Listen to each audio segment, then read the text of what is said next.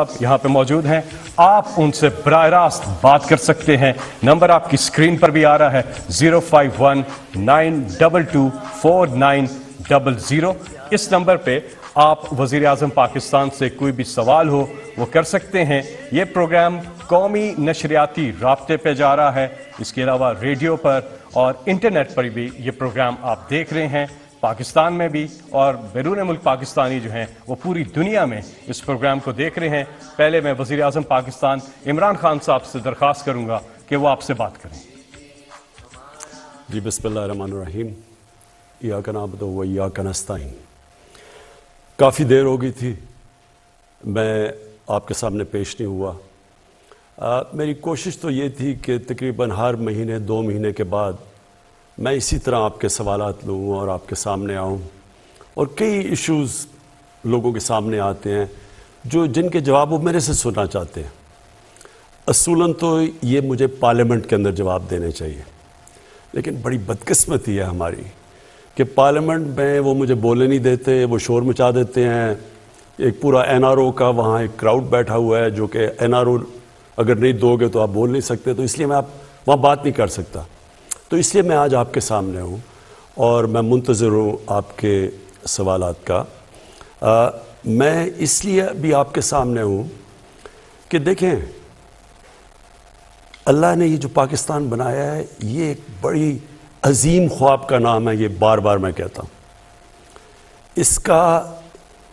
اس کے جو ہمارے نظریاتی لیڈر علامہ اقبال، ان کا یہ خواب تھی کہ ایک ایسی ریاست بنے جو ساری مسلمان دنیا اس ریاست کو دیکھ کے سمجھے کہ اصل میں اسلامی فلاحی ریاست کیا ہوتی ہے۔ میں نے ابھی پچھلے دن مضمون لکھا مدینہ کی ریاست کے اوپر، تو کوئی ہمارے جو مخالف تھے انہوں نے یہ کہا کہ یہ دین کے پیچھے چھپ رہا ہے۔ میں آپ کو یہ واضح کر دوں کہ میری طرح کے آدمی کو پولیٹکس میں آنے کی کوئی ضرورت نہیں تھی۔ اللہ نے مجھے سب کچھ دے دیا تھا جب کرکٹ کے بعد، اور میرے پاس تو سب کچھ تھا، کسی چیز کی کمی نہیں تھی، اور کوئی اور پولیٹیشین وہ یعنی اس کو کوئی جانتا نہیں تھا پولیٹکس سے پہلے، کسی کا کوئی نام نہیں تھا۔ تو میں تو آیا اس لیے تھا، اور جو 25 سال پہلے آپ ہمارا نظریہ دیکھیں تحریک انصاف کا، واضح طور پہ ہمارا گول لکھا ہوا ہے، ہمارا منشور، ہمارا نظریہ اسلامی فلاحی ریاست، جو کہ پاکستان کے آبجیکٹیو ریزولوشنز میں ہمارے جو پہلے فاؤنڈنگ فادرز تھے انہوں نے آبجیکٹیو ریزولوشن میں لکھا تھا اسلامی فلاحی ریاست، اور وہ مدینہ کی ریاست کے اوپر بیس ہے۔ تو لہٰذا یہ تو 25 سال سے میں ایک ہی چیز کہہ رہا ہوں، پیچھے سے اٹھا کے دیکھ لیں کوئی بھی، کہ پہلے دن سے اور جب تک اقتدار ملا میں نے ہمیشہ یہ کہا ہے کہ ہم کوئی ایشین ٹائیگر بنانے نہیں جا رہے، ہم کوئی لاہور کو پیرس بنانے نہیں جا رہے۔ ہم تو اس ملک کو جس وجہ سے یہ ملک بنا تھا، جو ہندوستان کے مسلمانوں نے بھی پاکستان کو ووٹ دی تھی جبکہ پتہ تھا کہ انہوں نے پاکستان کا حصہ نہیں بننا، کیونکہ وہ خواب تھی کہ ہم ایک مثال پیدا کریں گے۔ تو میرا تو ساری سٹرگل ہی وہ ہے۔ ابھی میں آپ کا سوالات کا منتظر ہوں، لیکن یہ میرا ایمان ہے کہ جب تک جس مقصد کے لیے قوم بنی تھی ہم اس مقصد کے اوپر نہیں چلیں گے ہم کامیاب نہیں ہو سکتے۔ جی گزارش آپ سے یہ ہے کہ آپ جب کال کریں اپنی بات کو مختصر رکھیے تاکہ زیادہ سے زیادہ ہم کالرز کو پروگرام میں شامل کر سکیں۔ ہمارے ساتھ پروگرام کے پہلے کالر، جی السلام علیکم۔ وعلیکم السلام۔ جی آپ پرائم منسٹر صاحب سے مخاطب ہیں، بات کیجیے گا۔ جی میں راولپنڈی سے سعیدہ ناز بات کر رہی ہوں اور میں ایک ہاؤس وائف ہوں۔ میں وزیر اعظم صاحب سے مہنگائی پہ سوال کرنا چاہ رہی ہوں۔ وزیر اعظم صاحب، پچھلے سال اسی پروگرام میں مہنگائی کے سوال پہ جواب پر آپ نے بولا تھا کہ بہت جلد مہنگائی پہ قابو پا لیا جائے گا۔ ابھی سال ہونے کو ہے مگر مہنگائی ڈبل ہو گئی ہے۔ شاید آپ کو اصل صورتحال نہیں بتائی جاتی، آپ اور کچھ نہیں کر سکتے تو پلیز آن لائن جا کر آٹے کی اور دال کی قیمتیں چیک کر لیں اور ہمیں بتا دیں کہ اب تو ہمیں گھبرا لینا چاہیے۔ جی شکریہ۔ دیکھیں، پہلی چیز تو میں آپ کو ایک بات بتا دوں، آج کل ہے انفارمیشن ٹیکنالوجی اور موبائل فونز کا زمانہ. میں جب صبح 1 گھنٹہ اٹھتا ہوں، 1 گھنٹے کے اندر اپنے موبائل پہ مجھے ساری انفارمیشن مل جاتی ہے کہ ملک میں کس طبقے کے اوپر کیا گزر رہی ہے. تو میں آپ کو پھر سے یہ کہہ دوں کہ یہ سب سے بڑا میرے لیے، اگر آپ کہنا کہ ایک چیز جو مجھے کئی دفعہ راتوں کو جگاتی ہے، وہ صرف مہنگائی ہے. اور مہنگائی کا صرف میں اب آپ کو سمجھانا چاہتا ہوں کہ دیکھیں، مجھے کئی دفعہ بڑا افسوس ہوتا ہے. میں ہمارے پاس بڑے اچھے اس ملک میں صحافی ہیں، ہمارے پاس ہم بڑے خوش قسمت ہیں کہ ہمارے پاس ایک ایسی بھی جرنلزم ہے جو کہ بڑا لوگوں کو انفارم کرتی ہے، لوگوں کو آگاہ کرتی ہے ملک کے صورتحال سے. لیکن بدقسمتی سے ایسے بھی ہیں جو سارا وقت مایوسی پھیلا دیتے ہیں. مہنگائی اس وقت دنیا کا فینومینا ہے. سیدہ پلیز آپ میری ذرا غور سے بات سن لیں کہ مہنگائی صرف پاکستان کا ایشو نہیں ہے. اب میں آپ کو بتاؤں 2 قسم کی مہنگائیاں ہوئیں. ایک تو جب ہمیں حکومت ملی تو کیونکہ ہم جو دنیا کو ایکسپورٹ کر رہے تھے اور جو دنیا سے چیزیں خرید رہے تھے، اس میں اتنا بڑا خسارہ تھا کہ پاکستان کی تاریخ میں سب سے بڑا، جس کو کرنٹ اکاؤنٹ ڈیفیسٹ کہتے ہیں، وہ ہمیں ملا تقریباً $20 ارب کا. اس کا مطلب کیا ہوا کہ سارا پریشر روپے پہ پڑ گیا کیونکہ ڈالر کم ہو گئے. ڈالر کی آخر میں قیمت اوپر جانی تھی. ہمارے پاس ڈالرز ہی نہیں تھے کہ ہم مارکیٹ میں پھینک کے وہ ڈالر کی قیمت نیچے رکھتے. تو جب ہمارے اوپر سارا بوجھ پڑا تو روپیہ جب گرا، جب روپیہ گرتا ہے تو جو چیزیں ہم امپورٹ کرتے ہیں مہنگی ہو جاتی ہیں. تو پہلا تو لہر مہنگائی کی تب آئی جب روپیہ نیچے گیا اور اپنے لیول پہ پہنچا. تو ایک تو اس کی مہنگائی آئی اس کی وجہ سے. یہ دوسرا یہ مہنگائی کا جو آپ آج بات کر رہے ہیں نا کہ سال پہلے اور اب میں کیا فرق ہے، میں ذرا آپ کو صرف بتانا چاہتا ہوں کہ یہ اب ایک کرونا کی وجہ سے دنیا کے اندر جو سپلائی شارٹیجز ہوئی، یہ اب اس کی لہر آئی ہوئی ہے. اور اس میں پاکستان اکیلا نہیں ہے ملوث اس مہنگائی میں. آپ کو یہ پتہ ہونا چاہیے کہ ہمارے سے وہ ملک، امیر ترین ملک یعنی برطانیہ کی 50، اس کی صرف 6 کروڑ آبادی ہے، ہماری 22 کروڑ ہے. ان کا جو سالانہ آمدنی ہے، جو GDP کہتے ہیں، وہ تقریباً 50 گنا ہے پاکستان سے زیادہ.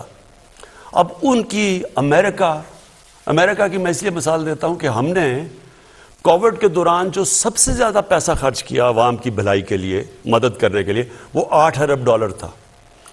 امریکہ اب تک $6,000 ارب خرچ کر چکا ہے.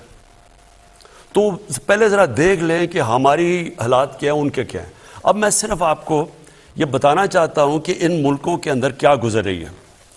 پہلے یہ ورلڈ فوڈ پرائسز، یہ اس وقت دنیا میں 10 سال سب سے زیادہ مہنگائی ہے. امریکہ کے اندر یہ ہیڈ لائن ہے 40 سال میں سب سے زیادہ مہنگائی ہے. جاپان کی دسمبر ہول سیل انفلیشن، یہ رائٹرز کے مطابق، یہ ان کی 20 سال میں جاپان میں مہنگائی آئی ہے. پام آئل جو کہ گھی مہنگا ہو گیا ہے، یہ دنیا کے اندر ریکارڈ اوپر چلا گیا. بدقسمتی سے ہمیں امپورٹ کرنا پڑتا ہے. یہ جو ہمارا گھی ہے 75% امپورٹ ہوتا ہے. اس کا ریکارڈ قیمتیں دگنی سے بھی اوپر چلی گئی ہے. پھر جناب جس طرح میں نے آپ کو شروع میں کہا کہ ان کا 50 گنا زیادہ ان کی دولت ہے ہمارے سے، ان کی جو GDP ہے ہمارے سے. 30 سال میں سب سے زیادہ برطانیہ کے اندر مہنگائی ہے. فرانس کے اندر 13 سال میں سب سے زیادہ ان کے مہنگائی آئی ہے. جرمنی کی جو انفلیشن ریٹ ہے وہ 30 سال میں سب سے زیادہ ہے. یورپ، اب سارے یورپ کی بات کریں، یہ TRT کی رپورٹ ہے کہ 30 سال میں یورپ میں سب سے زیادہ مہنگائی آئی ہے. یہ صرف ایک چیز اس لیے کیونکہ یہ کھانے کو افیکٹ کرتا ہے، فرٹیلائزر، یہ جو کھاد ہے. اس وقت دنیا میں وہ خوف یہ آ گیا کہ کھاد کی کیونکہ کمی ہوئی ہے دنیا میں، اور کیونکہ گیس کم ہو گئی ہے، گیس کی قیمتیں اوپر چلی گئی ہیں، گیس سے کھاد بنتی ہے، کھاد کی کمی ہو گئی ہے. یہ بلومبرگ کہہ رہا ہے، جو کہ وہ جو میگزین دنیا میں، ساری دنیا میں اکانومیز کے اوپر لکھتی ہے، وہ بلومبرگ کہہ رہا ہے کہ یہ جو گیس کرائسس ہے اس سے آگے کھانے کا بھی کرائسس، یعنی آگے وہ کہہ رہا ہے کیونکہ کھاد کم استعمال ہوئی اور دنیا میں کم ہے تو اس سے کھانا بھی افیکٹ ہوگا. یہاں ایک اور آرٹیکل آیا, میں صرف جلدی جلدی آپ کو اس لیے بتا رہا ہوں کہ میں چاہتا ہوں کہ ہمارے بھی میڈیا بیلنس کرے, اعتدال کرے, یعنی کہ اگر وہ کہتے ہیں ہم مہنگائی ہے تو یہ بھی لوگوں کو بتا دیں کہ یہ کیا پاکستان میں صرف مہنگائی ہے یا اس وقت وہ ملک جو ہمارے سے امیر ترین ملک ہیں ان کے اوپر کیا گزر رہی ہے. یہاں کینیڈا کا ذرا سن لیں.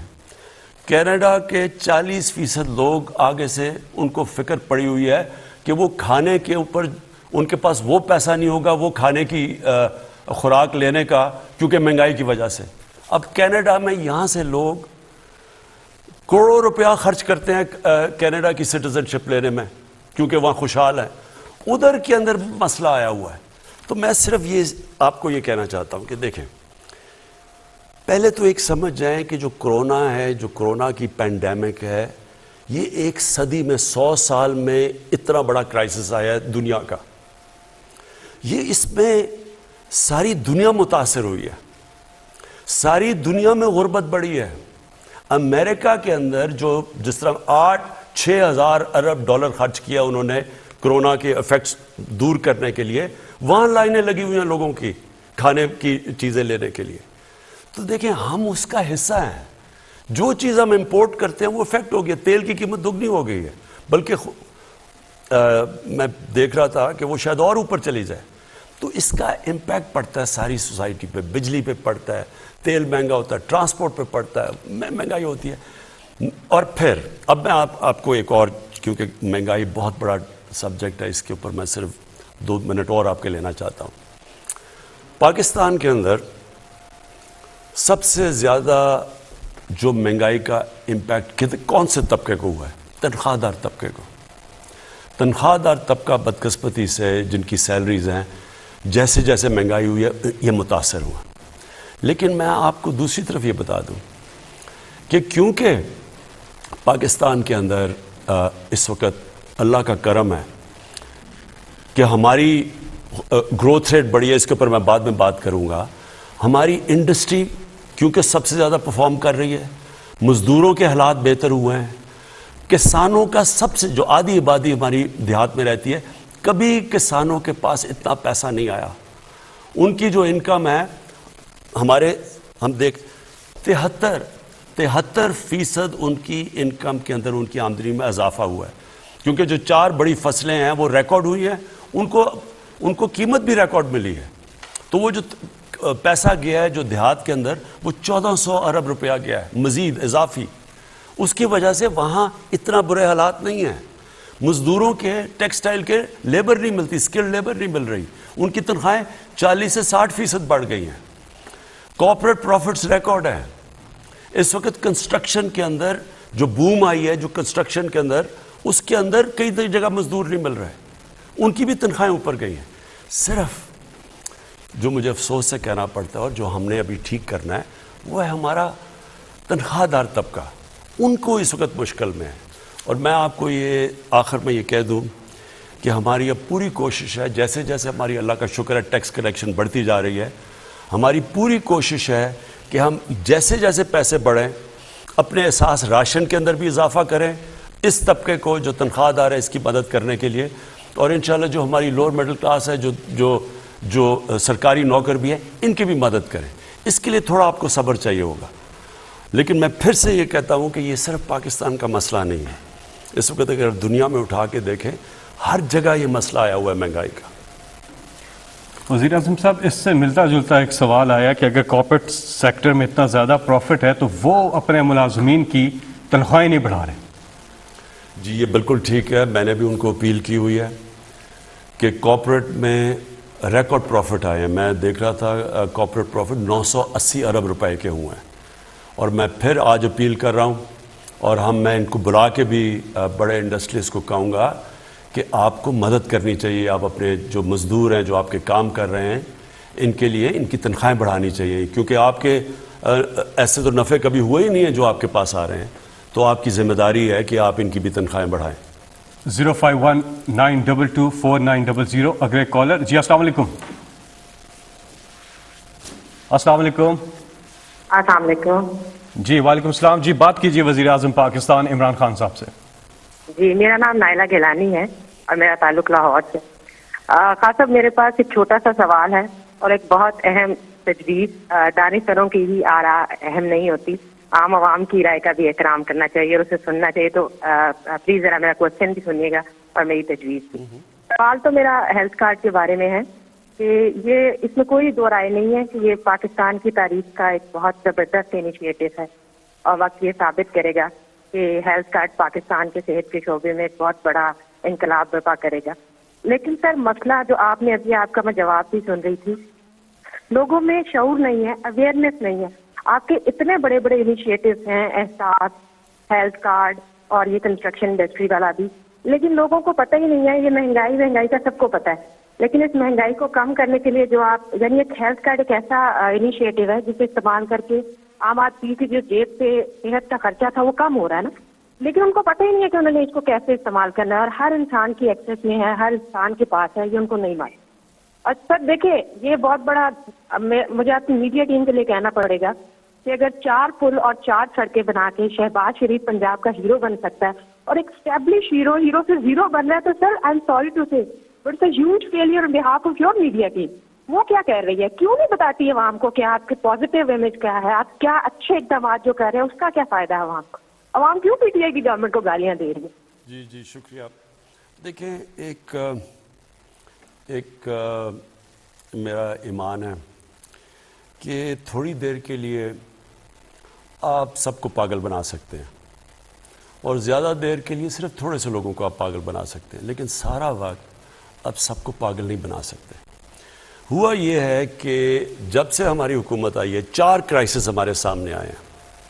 سب سے بڑا کرائسس کہ پاکستان بینکرپٹ تھا, ہمارے پاس پیسے نہیں تھے, باہر کی جو ہم نے قرضے لیے ہوئے تھے ان کی قسطیں وہ ادا کرنے کے لیے. ہمارے سب سے کم جو ریزروز آپ کے ہوتے ہیں نا, فورن ایکسچینج ڈالر ریزروز, وہ سب سے کم تھے. اور وہ اتنے نہیں تھے کہ ہم اپنی اوبلیگیشن جو باہر ہم نے جو قرضے لیے ہوئے تھے یا جو قسطیں دینی تھی ہمارے پاس وہ نہیں تھے, ڈیفالٹ کے قریب تھے. دوسری چیز ہمارا جو خسارہ تھا فسکل ڈیفیسٹ وہ بھی تاریخی تھا. پھر بجلی کے آخری سال صرف بجلی کی جو سرکولر ڈیٹ تھی, یعنی جو بجلی کا وہ 480 ارب روپیہ تھا. سو یہ ساری چیزیں ہمیں ملیں اور وہ شروع کا صرف اور صرف جو ہمارا وقت تھا کہ ملک کو سٹیبلائز کریں, کسی طرح کہ بالکل ہی ملک بیٹھ نہ جائے, وہ ہم نے کیا کامیابی سے. اور پھر کرونا آ گیا اور وہ آپ کے سامنے ہے کرونا. وہ پھر سے میں ریپیٹ کرتا ہوں, 100 سال میں یہ سب سے بڑا دنیا کا کرائسس جس کو پینڈیمک کہتے ہیں, یہ دنیا کا 100 سال میں سب سے بڑا کرائسس آیا. اس کے بعد یہ آ گیا ویو, یہ جو میں ابھی بات کر رہا ہوں, یہ دنیا میں جو مہنگائی آئی ہے یہ کرونا کی وجہ سے سپلائی شارٹیجز ہوئی, یعنی کہ چیزیں بند ہو گئیں دنیا میں. جب چیزوں کی کمی ہوئی وہ چیزوں کی قیمتیں اوپر چلی گئیں. تو یہ جو میں آج ساری دنیا میں مہنگائی آئی ہوئی ہے, آپ قزاقستان میں وہ پبلک سڑکوں کے اوپر آ گئی, ہر جگہ سیریل, یعنی دنیا کے اندر یہ مشکل پڑی ہوئی ہے. تو وہ ہمارے اوپر آ گیا, یہ جو امپورٹڈ انفلیشن کہیں جو مہنگائی ہے. اور پھر افغانستان کا مسئلہ آ گیا.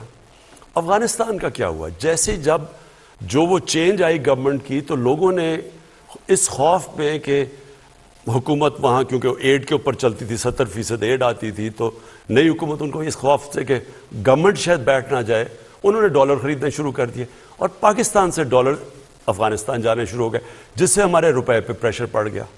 تو یہ 4 کرائسس بڑے جو کہ کسی حکومت کو اتنے بڑے کرائسس نہیں ملے, اور یہ 3 سالوں میں. تو اس کے باوجود میں پہلے تو یہ کہہ دوں کہ میں اپنی گورنمنٹ کو, اپنی ٹیم کو, این سی او سی میں جو ہماری ٹیم تھی, بلکہ ساری گورنمنٹ نے مل کے, اس میں سارے ادارے مل کے کیا گیا. ہمارے ہیلتھ ڈپارٹمنٹ تھی, ہماری فوج تھی, ہمارے ساری منسٹریز, صوبے, سب نے مل کے. جو لوگ کہتے ہیں نا جی کہ پاکستان کی گورنمنٹ بڑی ناہل ہے, ہمیں تو یہ کہا نا ناہل ہے.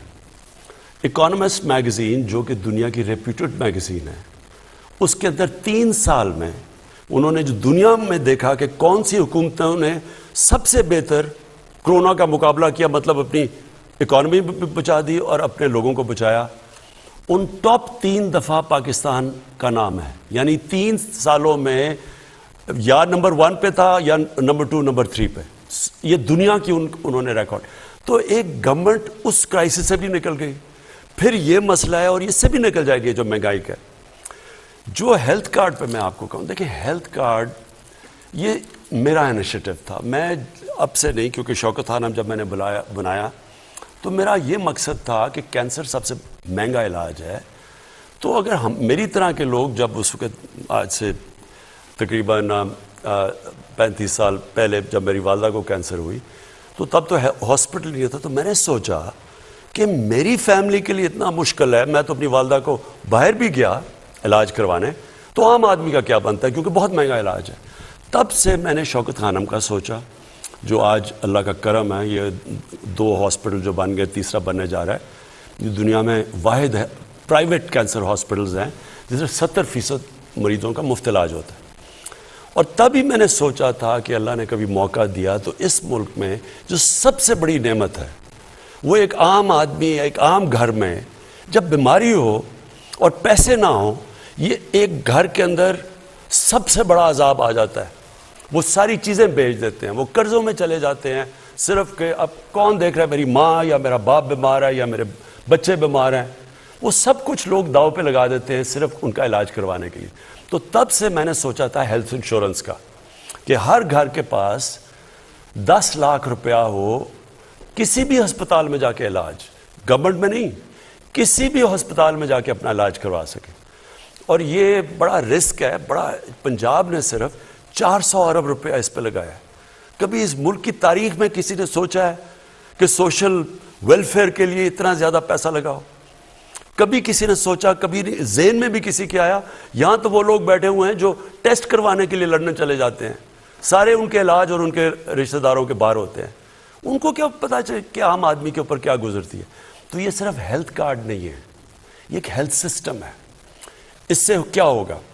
ہوتا کیا, صرف بڑے شہروں کے اندر پرائیویٹ ہاسپٹلز بھی ہیں اور ڈویژن ہیڈ کوارٹرز پہ جا کے گورنمنٹ ہاسپٹل بھی تھوڑا بہت علاج کرتے ہیں. لیکن آپ ڈسٹرکٹس میں, دیہات میں چلے جائیں, وہاں ہاسپٹل ہی نہیں ہے. وہاں اگر ڈسٹرکٹ ہاسپٹل میں ڈاکٹر نہیں ملتے, وہ آگے شہروں میں آنا چاہتے ہیں. تو یہ جو ہیلتھ کارڈ کا مطلب یہ ہوگا کہ اب دیہاتی علاقوں میں بھی, کیونکہ ہر انسان کے پاس ایک ہیلتھ کارڈ ہوگا, تو وہ جا کے پرائیویٹ سیکٹر کے ہاسپٹل جائیں گے اب دیہاتوں میں, کیونکہ اب لوگوں کے پاس تو ہوگا نا, وہ جا کے اپنے علاج کے لیے پیسے دے سکتے ہیں. تو انشاءاللہ یہ صرف ہیلتھ کارڈ ہی نہیں ہے, اور یہ پاکستان کی تاریخ کا سب سے بڑا سوشل ویلفیئر کا پروگرام ہے جو ہمیں فلاحی ریاست کی طرف لے کے جا رہا ہے. لیکن یہ ہیلتھ سسٹم بھی ہے. اس سے ہسپتالوں کا, پرائیویٹ سیکٹر ہسپتالوں کا جال پھیلے گا, اور پرائیویٹ سیکٹر ہاسپٹلس کے لیے ہم پوری کوشش کر رہے ہیں ان کو سستی زمینیں دیں, ان کی ساری جو اکوپمنٹ باہر سے ہے وہ ڈیوٹی فری ہو, تاکہ وہ پھر اگر وہ پیسہ بنائیں گے تو وہ ان علاقوں میں جائیں گے اور ہمیں, ہمارے لوگوں کو علاج ملے گا. جی, خیبر پختونخوا کے بعد اب پنجاب پورے کو بھی ہیلتھ کارڈ دیا جا رہا ہے, اور لاہور ڈویژن سے آپ کا تعلق ہے, راولپنڈی ڈویژن سے تعلق ہے, تو آپ ابھی 8500 پہ اپنا شناختی کارڈ نمبر بھیجیں اور آپ کو جوابی SMS آئے گا. اس کے بعد ڈیرہ غازی خان, سہیوال, فیصل آباد, ملتان, بہاولپور, گجرانوالہ, اور اس کے بعد پھر سرگودا. مارچ کے آخر تک پورا پنجاب کمپلیٹ ہو گیا. یہاں پر ہم ایک وقفہ لیں گے اور اس کے بعد پھر واپس آتے ہیں.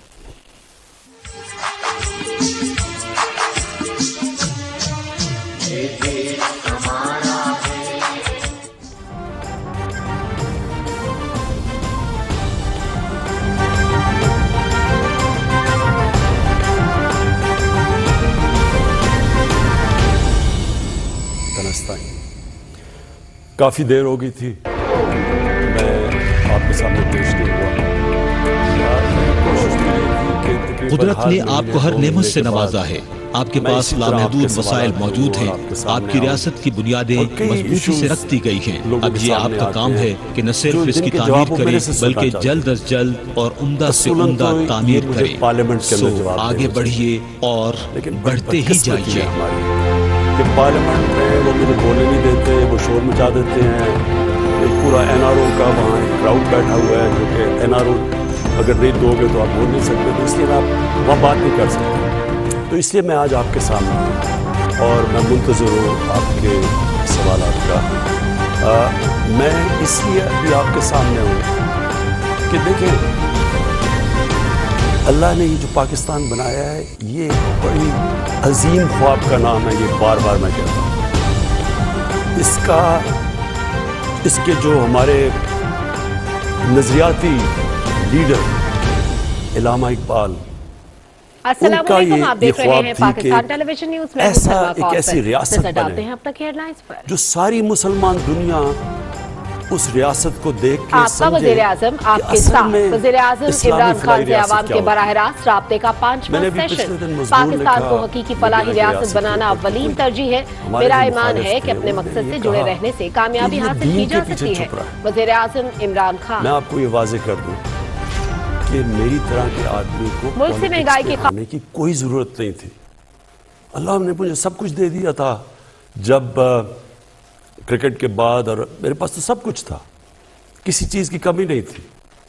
اور کوئی اور پولیٹیشین وہ یعنی اس کو کوئی جانتا نہیں تھا. پولیٹکس سے پہلے کسی کا کوئی نام نہیں تھا. تو میں تو آیا اس لیے تھا. اور جو 25 سال پہلے آپ ہمارا نظریہ دیکھیں تحریک انصاف کا، واضح طور پہ ہمارا گول لکھا ہوا ہے، ہمارا منشور، ہمارا نظریہ اسلامی فلاحی ریاست، جو کہ پاکستان کے آبجیکٹیو ریزولوشنز میں ہمارے جو پہلے فاؤنڈنگ فادرز تھے انہوں نے آبجیکٹیو ریزولوشن میں لکھا تھا اسلامی فلاحی ریاست، اور وہ مدینہ کی ریاست کے اوپر بیس ہے. تو لہٰذا یہ تو 25 سال سے میں ایک ہی چیز کہہ رہا ہوں. پیچھے سے اٹھا کے دیکھ لیں کوئی بھی کہ پہلے دن سے اور جب تک اقتدار ملا میں نے ہمیشہ یہ کہا ہے کہ ہم کوئی ایشین ٹائیگر بنانے نہیں جا رہے، ہم کوئی لاہور کو پیرس بنانے نہیں جا رہے.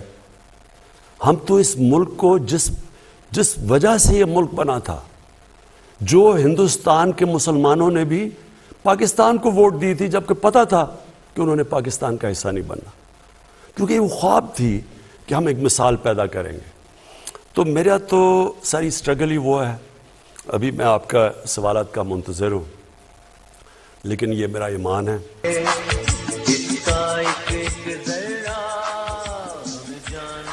ایک بار پھر خوش آمدید. نمبر آپ کی اسکرین پہ بھی آ رہا ہے. وزیر اعظم پاکستان سے آپ بات کر سکتے ہیں اس نمبر پہ 0519224900. اگلے کالر ہمارے ساتھ ہیں کون؟ جی السلام علیکم. وعلیکم السلام. جی کون صاحب کہاں سے، اور آپ مخاطب ہیں وزیر اعظم پاکستان عمران خان صاحب سے؟ عدیل اشرف بات کر رہا ہوں برے والا سے.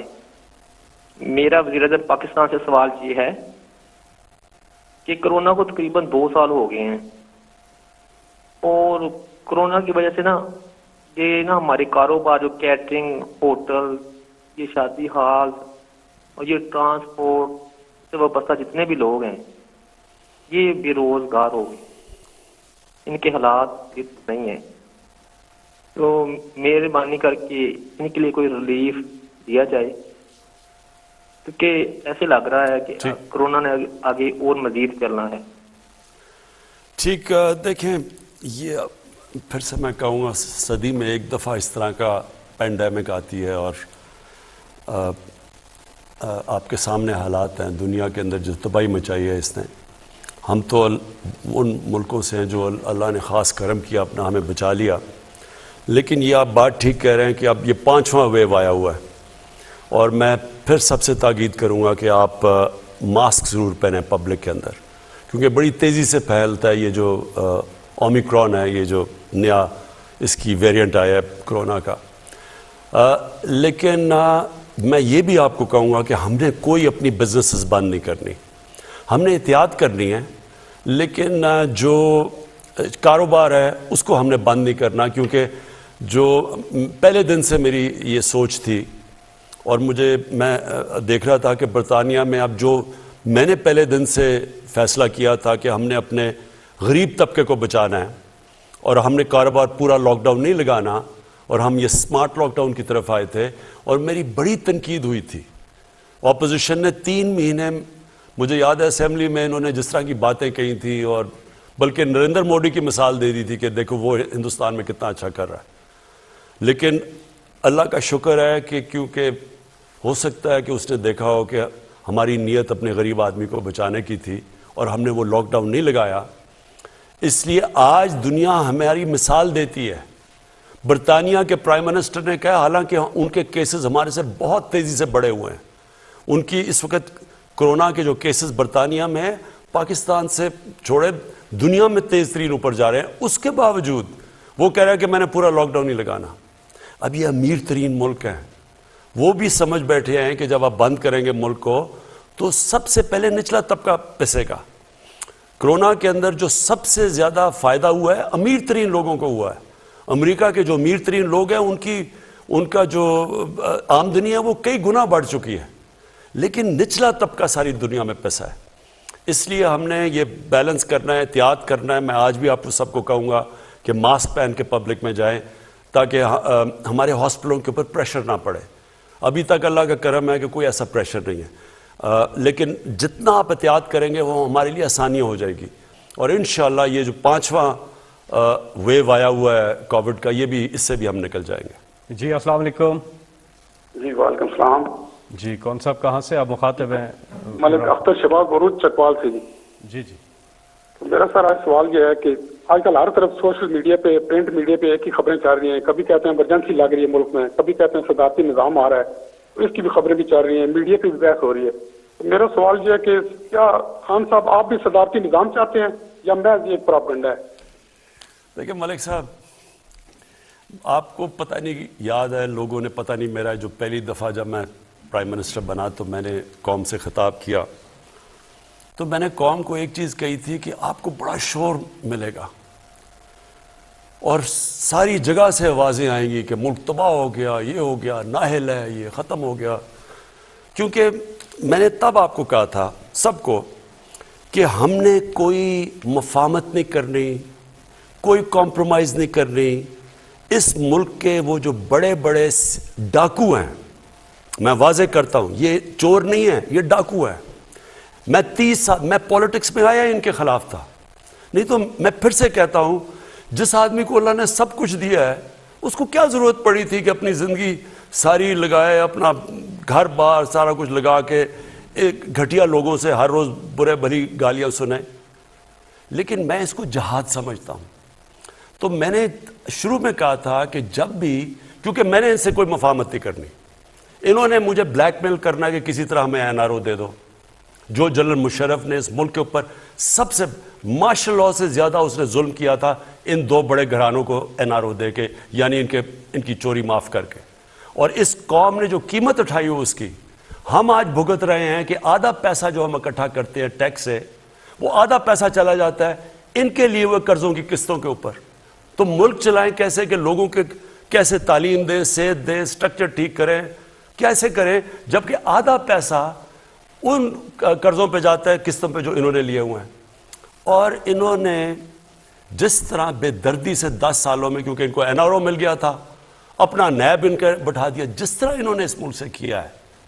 یہ اب مجھے بلیک میل کرنے کی کوشش کر رہے تھے کہ جی اب چلیں ہم اس کو بلیک میل کریں گے, اس کو شاید کرسی اتنی پسند ہے کہ یہ بھی آخر میں جا کے جنرل مشرف ہی کہے گا اچھا جی میں آپ سے NRO کے نام پہ میں آپ سے سمجھوتا کر دیتا ہوں, اپنے پیسے رکھ لو. اب میں اس کو سمجھتا ہوں کہ یہ ملک کی سب سے بڑی غداری ہے اگر میں یہ کروں گا. اور اس لیے یہ افراتفری پھیلائی ہوئی ہے, جو ٹی وی پہ آتا ہے جو تباہ ہو گیا ملک میں یہ ہو گیا, غربت بڑھ گئی. میں ذرا آپ کے سامنے پہلے یہ ذرا رکھتا ہوں نا, انہوں نے کہا کہ غربت بڑھ گئی ہے. یہ میرے پاس ورلڈ بینک کی فگرز ہیں. یہ چلیں ہم تو کہیں گے تو لوگ کہیں گے یہ ٹھیک نہیں, ورلڈ بینک تو ہمارے سے نہیں آرڈرز لیتا نا. ورلڈ بینک کی فگر ہے کہ 4 کیٹیگریز انہوں نے بنائی کہ 4 کلاسز ہیں کہ اگر آپ ڈالر کی 5.5 پر کیپٹا دیکھیں تو اس کے اندر کتنی غربت ہے, پھر 3.2 پر کیپٹا اس کے اندر کتنی غربت ہے, 1.9 پر کیپٹا تو اس کی کتنی ہے. تو انہوں نے 4 کیٹیگریز رکھی ہیں. چاروں کیٹیگریز میں ورلڈ بینک کہتا ہے کہ چاروں کیٹیگریز میں غربت کم ہوئی ہے. پہلے میں 0.6% کم ہوئی, دوسرے میں 1.4% کم ہوئی غربت, تیسرے میں 2.9% کم ہوئی, اور آخری میں 0.6% کم ہوئی. اس کا مطلب کہ ہمارے دور میں تو غربت کم ہوئی ہے. تو آپ اگر یہ دیکھیں ان کا شور دیکھیں تو لگتا ہے کہ ملک تباہ ہو گیا. اب یہ دوسری چیز میں آپ کے سامنے رکھنا چاہتا ہوں کہ ورلڈ بینک نے ایک اور چیز کہی. ابھی انہوں نے ورلڈ بینک نے پاکستان کی خود ویریفائی کر کے انہوں نے فگرز لگائی ہے کہ پاکستان میں جو دولت میں اضافہ ہوا ہے, یعنی جی ڈی پی میں اضافہ ہوا ہے, سالانہ جی ڈی پی میں, سالانہ دولت میں جو اضافہ ہوا ہے وہ 5.37% ہے. اب 5.37% جب کرونا کا مقابلہ کر رہا ہے ملک, جو ساری دنیا میں, ہندوستان میں تو نیگیٹو میں گئی ہے ان کی گروتھ ریٹ, تو ادھر جب پاکستان کا اضافہ ہوا ہے تو یہ کیسے کہہ رہے ہیں کہ غربت بھی بڑھ گئی, ملک بھی تباہ ہو گیا. ایک اکانومسٹ کی آ گئی ہے کہ جو ٹاپ 3 ملک ہیں جس نے سب سے بہترین طریقے سے, یعنی اہلیت تھی اتنے بڑے کرائسس کا مقابلہ کرنے کے لیے, اور دوسری طرف ورلڈ بینک کہہ رہا ہے کہ یہ 5.37% ہماری اکانومی بڑھی ہے. تو میں آپ سوال پوچھتا ہوں کہ یہ کدھر سے تباہی آ گئی؟ میں خود تسلیم کرتا ہوں کہ دنیا کے اندر مہنگائی آئی اور کئی طبقے, تنخواہ دار طبقے کے اوپر مشکل وقت ہے, ساری دنیا میں مشکل وقت ہے. لیکن مجھے یہ بتائیں کہ آپ اگر شام کو ٹی وی دیکھیں اور جو ان کی باتیں سنیں, وہ 2 آ جاتے ہیں, ایک بیچارہ تحریک انصاف کا معصوم بیٹھ جاتا ہے وہاں, باقی اینکر بھی مل جاتا ہے, وہ 2 ان کے ساتھ جو دوسرے ہوتے ہیں, ملک مارا گیا, تباہ ہو گیا, یہ ہو گیا. تو یہ کیسے بتاتے ہیں اگر تباہ ہو گیا تو 5.37% ملک کی اکانومی بڑی کیسے ہے؟ اور میں آپ کو بتاتا ہوں بڑی کیسے ہے. اگر آپ, اور میں یہ بھی چاہتا ہوں, میں اپنے صحافیوں سے چاہتا ہوں کہ دیکھیں اتنی مایوسی کئی دفعہ پھیلا دیتے ہیں کہ وہ لوگ بیچارے سمجھتے ہیں کہ یہ تو ملک آج گیا تو کل گیا. یہ ملک اس وقت دنیا میں مثال دی جا رہی ہے جو سب سے بہتر نکلا ہے کرونا سے. اور یہ آپ ذرا سنیں کدھر کدھر فائدہ ہوا ہے ہم نے پالیسیز بنائی. سب سے پہلے کنسٹرکشن, پاکستان کی کنسٹرکشن انڈسٹری کے اندر جو بوم آئی ہوئی ہے وہ میں آپ کو بتاؤں. انہوں نے کہا نا کہ جی, مجھے کہتے تھے کہ جی انہوں نے کہا ہم گھر بنائیں گے اور یہ کریں گے اور ہم عام لوگوں کے لیے موقع دیں گے گھر بنانے کا. آپ ذرا یہ سنیں, اور یہ ساری جو میں آپ کو اعداد و شمار دے رہا ہوں یہ آپ اپنے موبائل سے چیک کر سکتے ہیں, کہ پوچھ سکتے ہیں. سب سے پہلے جی جو بینکوں کے اندر, یہ پہلی دفعہ پاکستان میں ہو رہا ہے کہ بینک چھوٹے لوگوں کو قرضے دے رہے ہیں گھر خریدنے کے لیے, اور اس کے لیے ہمیں بڑی محنت کرنی پڑی. وہ ایک ہوتا ہے فور کلوجر لا, وہ ہم نے جا کے اس کو عدالت میں لڑنا پڑا اور بڑی دیر سے 30 سالوں سے پھنسا ہوا تھا جو ہم نے کروایا. تو آج صرف پہلے یہ دیکھ لیں کہ 290 ارب کے لوگوں نے قرضے مانگے ہیں بینک سے. یہ کبھی پاکستان کی تاریخ میں نہیں ہوا. اس میں سے 123 جو اپلیکیشنز ہیں وہ بینکوں نے اپروو کر دیے ہیں, پرائیویٹ بینکس ہیں. اس میں سے 40 ارب روپیہ دے چکے ہیں لوگوں کو اپنے گھر بنانے کے لیے. یہ وہ لوگ ہیں جو کبھی سوچ نہیں سکتے تھے اپنا گھر بنانے کے لیے, کیونکہ وہ کرائے کے گھروں میں رہ رہے تھے. اب جتنا وہ کرایہ دیتے ہیں اتنی وہ آپ قسطیں دے رہے ہیں اپنا گھر بنانے کی, جو ساری دنیا کے اندر جو آپ قرضہ دے کے اپنے گھر لیتے ہیں, جس کو مورگیج فائنانسنگ کہتے ہیں انگریزی میں, وہ پاکستان میں پہلی دفعہ شروع ہو گئی ہے. اب عام تنخواہ دار طبقہ اپنا گھر بنا سکے گا. پہلی چیز, ہماری جو گورنمنٹ کی منسٹری ہے 45,000 گھر یونٹس بن رہے ہیں اس وقت. 45,000 گورنمنٹ کے جو یونٹس اس وقت ہم بنا رہے ہیں, اور یہی ہماری اسکیم تھی. پرائیویٹ سیکٹر کے اندر اب یہ سننے والی بات ہے, کیونکہ ہم نے کنسٹرکشن میں بڑی لوگوں کو چھوٹ دی, ہم نے ان کو انسینٹیوائز کیا, ان کے لیے ان کے رکاوٹیں دور کی. 324 پروجیکٹس ہیں کنسٹرکشن انڈسٹری میں, اور اس میں 30 لاکھ گھر بن رہے ہیں. 324 پروجیکٹس ہیں, 30 لاکھ اس وقت گھر کنسٹرکٹ ہو رہے ہیں. اس سے آپ یہ سمجھ جائیں کہ جو آپ سوچیں کہ جب آپ گھر بنتا ہے تو اس کے گھر کے اوپر 30 انڈسٹری اس کے ساتھ ہوتی ہیں, یعنی کسی نے دروازہ ہونا, کسی نے لاکس بنانے ہوتے ہیں, ٹائلز وغیرہ وغیرہ, 30 انڈسٹریز. تو آپ سوچیں کہ اس سے اس ملک میں گروتھ ریٹ تو اس لیے بڑھی ہے, اکنامک ایکٹیویٹی بڑھتی ہے تو گروتھ ریٹ بڑھتی ہے. اس کے بعد اب کسانوں پہ آ جائیں.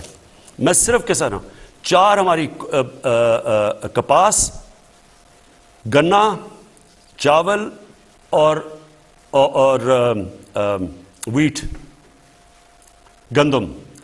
ان کے اندر پاکستان کی تاریخ میں، کاٹن میں نہیں، باقی تینوں میں، اور پھر اس میں مکئی بھی ڈال دیں، مکئی، تو یہ ریکارڈ پروڈکشن ہوئی ہے پاکستان کی تاریخ میں، اور ان کو ریکارڈ پیسہ ملا ہے اس کی وجہ سے ان کے جو پیسہ گیا ہے دیہاتوں کے اندر. میں ذرا یہ آپ کو دکھا دوں کہ ہر 73% ان کی انکم بڑھی ہے. اس کا مطلب کیا؟ ہم نے عام فیملی کا کیا ہے کہ ہر فیملی کو 1,65,000 اضافہ ہوا ہے ان کی آمدنی کے اندر. یہ دیہات کے اندر میں بات کر رہا ہوں. اس کے بعد آگے چلے جی، انڈسٹری، لارج سیل انڈسٹری، بڑے مزدوروں کو نوکریاں ملتی ہیں. 10% اضافہ ہوا ہے آج ہماری لارج سکیل مینوفیکچرنگ پہ. میں بات کر رہا ہوں کہ کیوں یہ 5.37% گروتھ ریٹ میں اضافہ ہوا ہے. ہماری لارج سکیل مینوفیکچرنگ میں 10% گروتھ ہوئی ہے، دیر کے بعد ہوئی ہے. گاڑیوں کی پروڈکشن ریکارڈ کے اوپر، ٹریکٹرز 15% بڑھے ہیں، موٹر سائیکل ریکارڈ سیلز ہوئی ہیں. پیسہ آیا تو یہ ہو رہا ہے نا. اگر اتنے برے حالات ہوتے، غربت بڑی ہوتی، تو یہ کدھر سے سیلز ہو رہی ہیں؟ پاکستان کی ٹیکس کلیکشن تاریخ میں کبھی اتنا ٹیکس اکٹھا نہیں ہوا. 6,000 ارب انشاءاللہ ہم ٹیکس اکٹھا کریں گے، اور میں آپ کو انشاءاللہ، میں نے وعدہ کیا تھا کہ ہم 8,000 ارب روپیہ پاکستان سے میں ٹیکس اکٹھا کروں گا. انشاءاللہ اس سے بھی آگے جائے گا. اب ہم جو آٹومیشن لے کے آ رہے ہیں، ٹیکنالوجی لے کے آ رہے ہیں، ٹیکس بیس بڑھا رہے ہیں. اچھا، پھر کارپوریٹ سیکٹر آ جائیں، جو بڑی بڑی بزنسز ہیں، ان کی پروفیٹیبلٹی جو میں نے کہا کہ ان کو میں آپ کہوں گا کہ آپ مزدوروں کی تنخواہ بڑھائیں. انہوں نے 930 ارب روپے کا فائدہ ہوا ہے. انہوں نے یہ 2021 کے سال میں ان کی پروفٹ بڑھے ہیں، ان کی پروفٹس میں اضافہ ہوا ہے.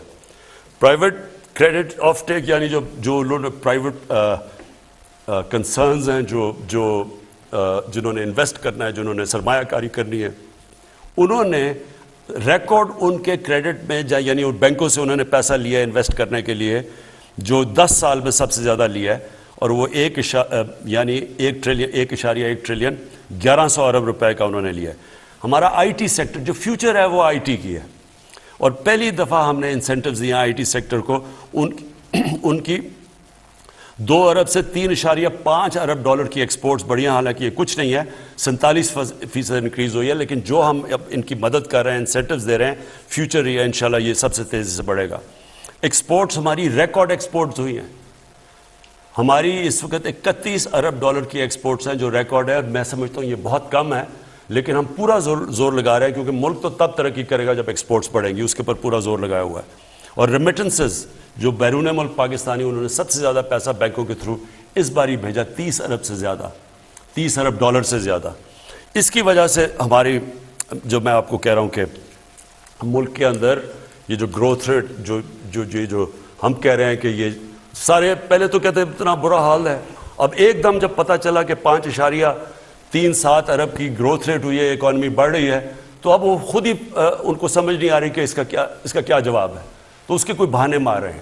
میری پھر سے اپنی میڈیا سے، لوگوں سے میری آپ سے ریکویسٹ ہے کہ دیکھیں، تنقید بہت ضروری ہوتی ہے ایک ملک کے لیے. اور میں پھر سے کہتا ہوں، میں 50 سال سے، میں تو پبلک آیا میں ہوں، میں تو تنقید سنتا آیا ہوں، اور تنقید کو ایک اچھی چیز ہوتی ہے. لیکن ایک پروپیگنڈا ہوتا ہے، ایک فیک نیوز ہوتا ہے، جو جان کے فیک نیوز کے ذریعے ایک ملک میں یہ جو مایوسی پھیلائی جا رہی ہے، جی تباہ ہو گئے، مارے گئے، جی ملک ختم ہو گیا. یہ وہ لوگ ہیں جو مافیاز ہیں. میں پھر سے اپنی قوم کو بتانا چاہتا ہوں، ہمارا مقابلہ مافیاز سے ہے.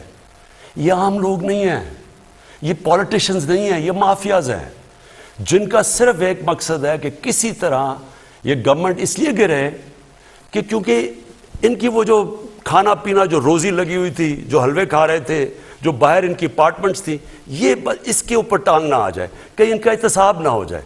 اور یہ بیٹھ کے، اور اس کے اندر میڈیا میں لوگ بیٹھے ہوئے ہیں، افسوس سے کہنا پڑتا ہے کہ وہ ان کے ساتھ مل کے مسلسل مایوسی پھیلا رہے ہیں. تو ان سے میں آج یہ پوچھتا ہوں کہ اس کا کیا جواب ہے؟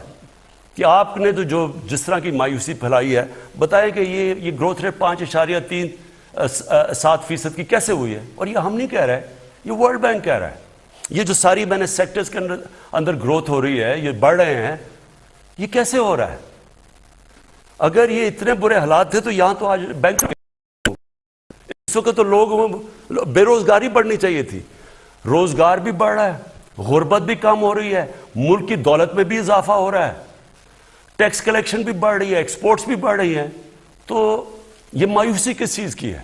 اور پھر بلومبرگ ایک میگزین ہے جو کہ پھر سے میں کہتا ہوں ساری دنیا میں اکانومیز کو، ہر ملک کی اکانومی کے اوپر تبصرہ کرتی ہے، وہ کہہ رہی ہے کہ پاکستان کی جو اب اکانومی ہے وہ سسٹینبل راستے پہ چلی گئی، اور آگے انہوں نے پریڈکٹ کیا ہے کہ ملک صحیح طرف آگے جا رہا ہے، ہم تو نہیں کہہ رہے۔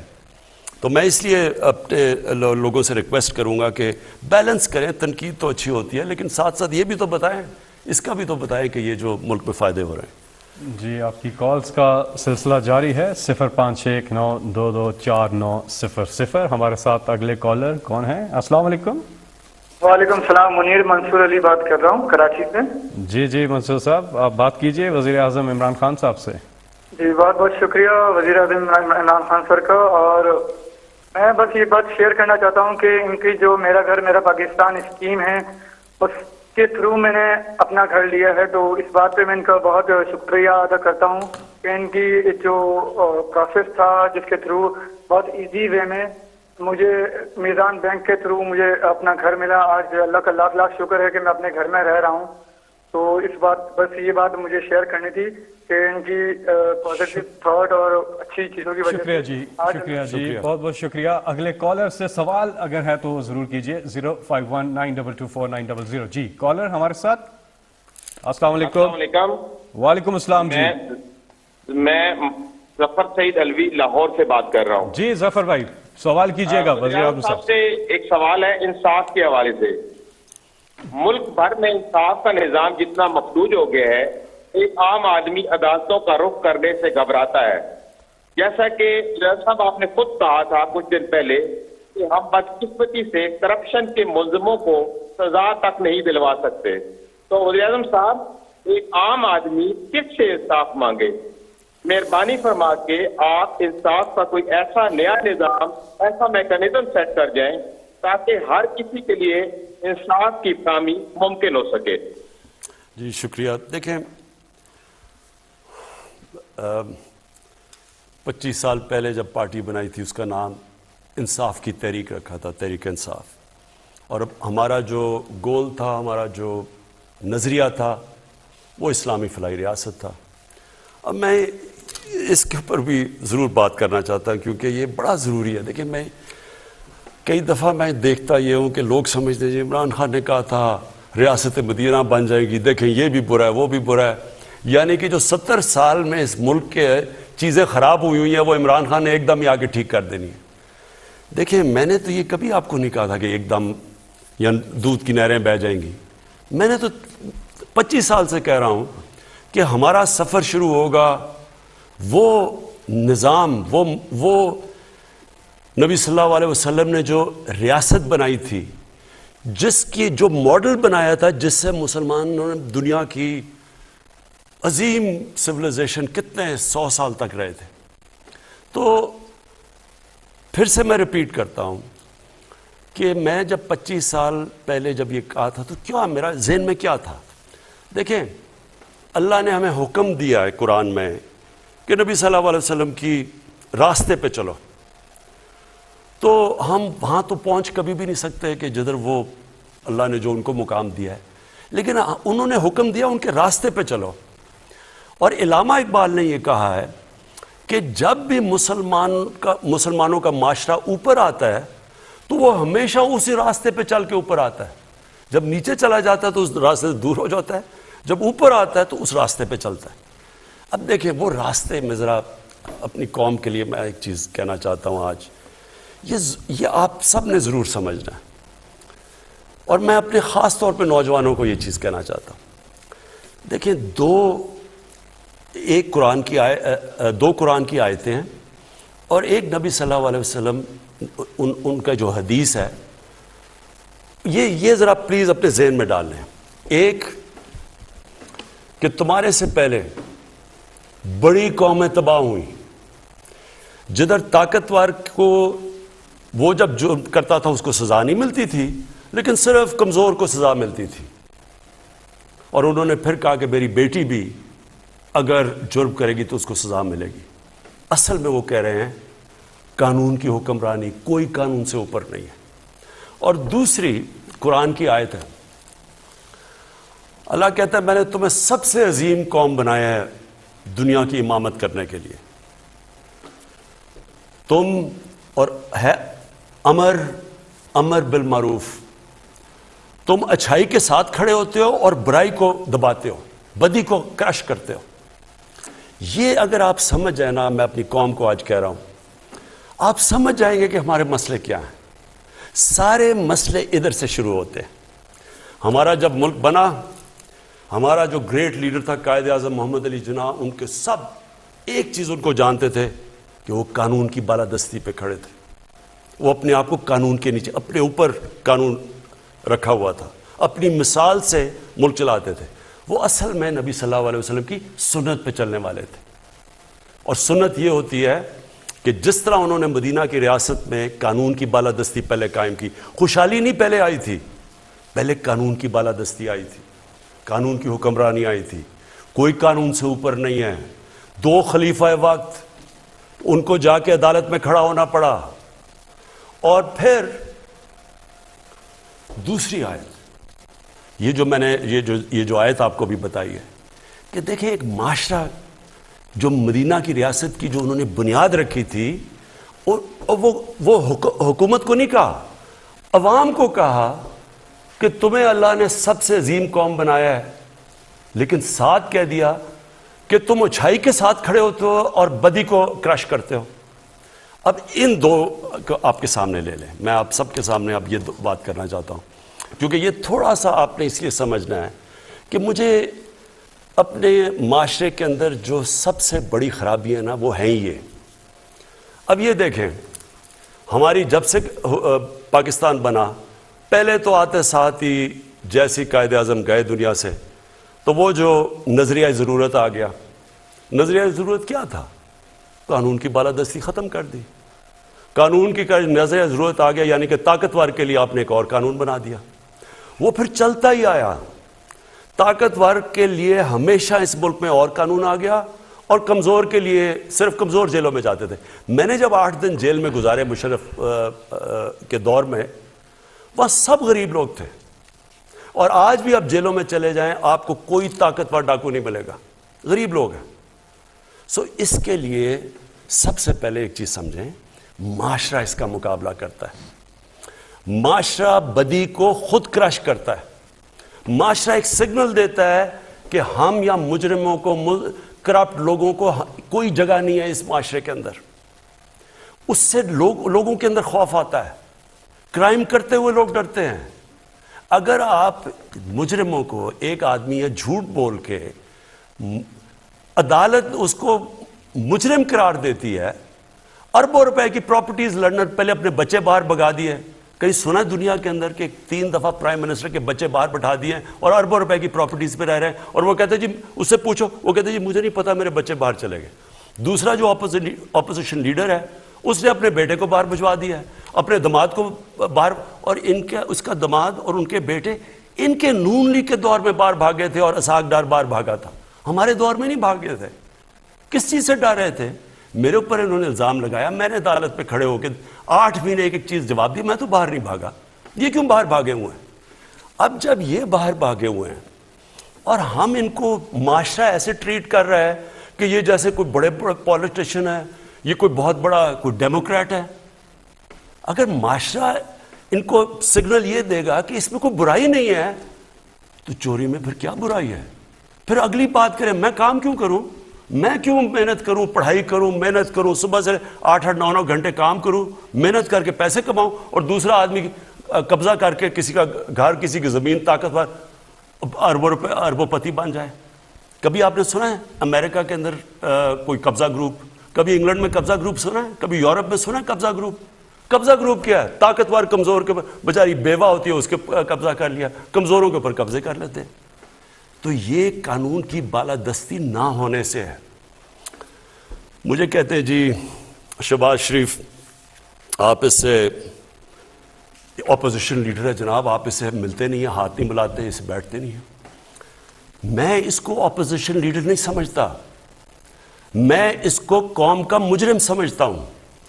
اپوزیشن لیڈر کا بہت بڑا رتبہ ہوتا ہے ایک ملک میں، 1.5-2 گھنٹے کی یہ تقریریں کرتا ہے پارلیمنٹ میں کھڑے ہو کے. تقریر نہیں ہوتی، زیادہ تر جاب اپلیکیشن ہوتا ہے، لیکن 1.5 گھنٹہ لیتا ہے وہاں. ابھی تک یہ نہیں جواب دے سکا کہ جو اس کے بیٹے کا رمضان شوگر مل ہے، ایک نام اس کا کیا نام تھا اس کا؟ مقصود چپڑاسی. مقصود چپڑاسی، ایک چپڑاسی کے اکاؤنٹ میں 400 کروڑ روپیہ کیسے آ گیا؟ 1600 کروڑ روپیہ، 16 ارب روپیہ نوکروں کے نام پہ کیسے آ گیا؟ جب وہ جی انتقامی کارروائی ہو گئی، کبھی ایڈجرنمنٹ لے لیتے ہیں. میں تو عدلیہ سے اپنے کہتا ہوں کہ خدا کے واسطے اس ملک پہ رحم کریں، ڈے ٹو ڈے ہیئرنگ کر کے اس کا مسئلہ حل کریں. ہماری ڈیموکریسی ختم ہو رہی ہے کہ ایک آدمی نے جواب دینا ہے. نیب میں اس نے 8 ارب روپے کا جواب دینا ہے، جدھر ٹی ٹیز لگی ہوئی، جی پیسے کدھر سے آ رہے ہیں؟ وہ کوئی چینی والا ہے، کوئی پتہ نہیں فلودہ والا ہے، جو کبھی ملک سے باہر نہیں گئے، وہ باہر سے کروڑوں روپے ان کو بھیج رہے ہیں. کوئی جواب دینے والا نہیں ہے. ہمیں کہے جی میرے اچھا اس سے پوچھے جی بیٹے کا، وہ جی بیٹے کو باہر بھجوا دیا اس کو، اس سے جی جا کے پوچھیں. یہ کون سی جمہوریت میں ہوتا ہے؟ یہ کون سے مہذب معاشرے میں ایسے ہوتا ہے؟ اور مجھے کہتے ہیں جی اس کو اپوزیشن لیڈر عمران خان ملتا نہیں ہے. میں اگر اس کو ملتا ہوں تو میں اس کا مطلب کہ جرم میں کوئی بری چیز ہی نہیں ہے، میں اپنے معاشرے کو زیادہ نقصان پہنچا رہا ہوں. اگر معاشرے کے اندر آپ نے تباہ کرنا ہے تو ایٹم بم سے نہیں تباہ ہوتا، آپ اس کی اخلاقیات ختم کر دیں. نبی صلی اللہ علیہ وسلم نے واضح کر دیا ہے، تمہارے سے پہلے بڑی قومیں تباہ ہوئی جدھر طاقتور چور کو آپ کچھ نہ کریں اور چھوٹے چھوٹے چوروں کو بیچاروں کو جیلوں میں ڈال دیں. اس لیے میری قوم کو 2 چیزیں میں کہنا چاہتا ہوں. آپ نے اگر دیکھنے ہیں کہ خوشحال معاشرے، میں نے ساری زندگی ساری دنیا میں ٹریول کیا کرکٹ کی وجہ سے، میں نے دنیا کے نظام دیکھے ہوئے ہیں. سوئٹزرلینڈ کچھ نہیں ہے وہاں سوائے گائے بھینسیں اور پہاڑ ہیں. گائے بھینسیں نہیں، گائے اور پہاڑ ہیں. سب سے خوشحال علاقہ ہے دنیا کے اندر. آپ کیوں ہیں خوشحال؟ ورلڈ بینک کا ایک انڈیکس ہے جس کو کہتے ہیں رول آف لا انڈیکس، یعنی کدھر قانون انصاف سب سے زیادہ ہے. سوئٹزرلینڈ میں تقریباً 100% ہے. مسلمان ملکوں کسی کا 7% ہے، کسی کا 8% ہے، کسی کا 15% ہے. ہم جو اس عظیم شخصیت کے امتی ہیں، ہم امتی کا یہ حال ہے کہ ہم انصاف نہیں قائم کر سکتے. اور انہوں نے جس عظیم شخص نے کہا ہوا کہ تمہاری قوم برباد ہو جائے گی اگر طاقتور کو نہیں تم پکڑو گے، اور وہ ملک جو نبی صلی اللہ علیہ وسلم کے امتی نہیں ہے لیکن وہ ان کی سنت پہ چلتے ہیں، اور وہ رحمت العالمین ہے، سب انسانوں کے لیے وہ پیغام لے کے آئے تھے. تو اس کا مطلب کہ جو بھی انسان انسانی معاشرہ ان کے پیغام پہ چلے گا، وہ اس کو فائدہ، اللہ کی برکت آئے گی اس پہ. جو بھی آج آپ دنیا میں اٹھا کے دیکھ لیں جو امیر ملک ہیں، ان ساروں کے اندر آپ یہ دیکھیں گے کہ وہاں قانون کی بالادستی ہے. وہاں بڑے بڑے ڈاکوؤں کو اس طرح پھول نہیں پھینکا کرتے ان کے اوپر. صحافی کہہ رہے ہیں جی وہ مجرم باہر لندن میں، اس سے جی تقریر کرنے کا موقع دے. صحافی کہہ رہے ہیں، سینئر صحافی، تو پھر جیل بھی کھول دیں. مجھے یہ بتائیں جیلوں میں وہ بیچارے غریبوں کا کیا قصور ہے؟ ان کو تو بیچارے وہ جب جیل میں جاتے ہیں ان کے بیوی بچوں کو کھلانا پلانے کا نہیں ہوتا، تو ان کا کیا بنے گا؟ تو اس لیے اگر آپ نے یہ کرنا ہے کہ پریویلیج کلاس بنا دینی ہے، وہ قانون کے اوپر ہے، اور عمران خان جی بہت برا ہے، دیکھیں جی وہ ملک کو ساتھ نہیں لے کے چل رہا. میں سب کو ساتھ لے کے چلنے کے لیے تیار ہوں، جو بھی ہو. یعنی جس کا نظریہ میرے سے نہیں ملتا مجھے کوئی فرق نہیں پڑتا، میں سب سے بات کرنے کے لیے تیار ہوں. اور ڈیموکریسی کا مطلب ہی یہ ہے، پی ٹی ایم ہے، ٹی ایل پی ہے، جو بھی ہے دنیا میں، بلوچ ہے، جو خوش نہیں ہے، سب سے بات کرنے کے لیے تیار ہوں. لیکن مجرموں سے میں اگر جس دن میں ان کو این آر او دوں گا، ان سے مفاہمت کروں گا، میں اس ملک سے اور اللہ سے غداری کروں گا. آج اگر آپ نے دیکھنا ہے یہ جو کامیاب معاشرے ہیں، سنگاپور جو ہمارے سامنے اوپر کہاں سے کہاں پہنچ گیا، جیسے ہی ان کا وزیر پکڑا گیا کرپشن پہ، اس نے خودکشی کر لی، کیونکہ اسے پتا تھا معاشرے میں اب میرا کوئی جگہ نہیں ہے۔ امریکہ کے اندر ایک برنی میڈوف تھا، اس نے بہت بڑا معاشرے کے اندر اس کا نام تھا، اس کا جب فراڈ پکڑا گیا، بیٹے نے خودکشی کر لی، بیوی نے طلاق دے دی، اور جو دوسرا بیٹا وہ گھر میں ہی رہ گیا اور وہی مر گیا، وہ اس نے نکلا ہی نہیں گھر سے، کیونکہ معاشرے میں جگہ ختم ہو گئی۔ ہم جب تک، میں تو اپنی پوری کوشش کروں گا، لیکن میں اپنی قوم کو پیغام دیتا ہوں، جب تک آپ عشق تو کرتے ہیں نبی صلی اللہ علیہ وسلم سے، جب تک ان کے راستے پہ نہیں چلیں گے، انہوں نے جو احکامات دیے وہ ان پہ نہیں کھڑے ہوں گے، یہ نہ سمجھے کہ صرف عمران خان آ کے کچھ جادو کا ڈنڈا ہلائے گا اور سارا ملک ٹھیک ہو جائے گا۔ یہ ایک ہم نے مل کے جدوجہد کرنی ہے۔ جی، آپ کی کالز کا سلسلہ جاری ہے، اور ہمیں احساس ہے کہ بہت سے لوگ بیرون ملک سے بھی اور پاکستان سے بھی کوشش کر رہے ہیں کہ ان کی کال ملے۔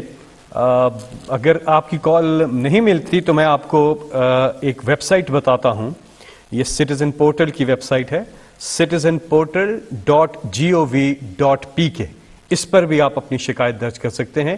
پھر پرائم منسٹر کا جو پورٹل ہے، جو ایپ ہے، وہ آپ اپنے فون پر ڈاؤن لوڈ کر سکتے ہیں، اور اگر آپ کی شکایت کا وہاں بھی ازالہ نہیں ہو رہا تو پھر ایک ہیلپ لائن ہے، یہ آپ ضرور نوٹ فرمائیں، اس ہیلپ لائن پہ آپ کال کریں اور اپنا ریفرنس نمبر بتائیں، جو آپ کی شکایت کا جو آپ کو کوڈ نمبر آتا ہے وہ بتائیں اس ہیلپ لائن پہ جو میں آپ کو بتا رہا ہوں، 051-900-111 051-900-111 اور ایک واٹس ایپ نمبر میں آپ کو بتا رہا ہوں، جس پہ آپ اپنا اگر شکایت کا ازالہ نہیں ہوتا تو آپ اپنا کوڈ وہاں پہ بھی بھیج سکتے ہیں، اپنا پرابلم وہاں پر بھی بھیج سکتے ہیں، اور وہ واٹس ایپ نمبر ہے، نوٹ فرما لیجئے، +92-341-057-5300۔ بریک کے بعد دوبارہ ملاقات ہوتی ہے۔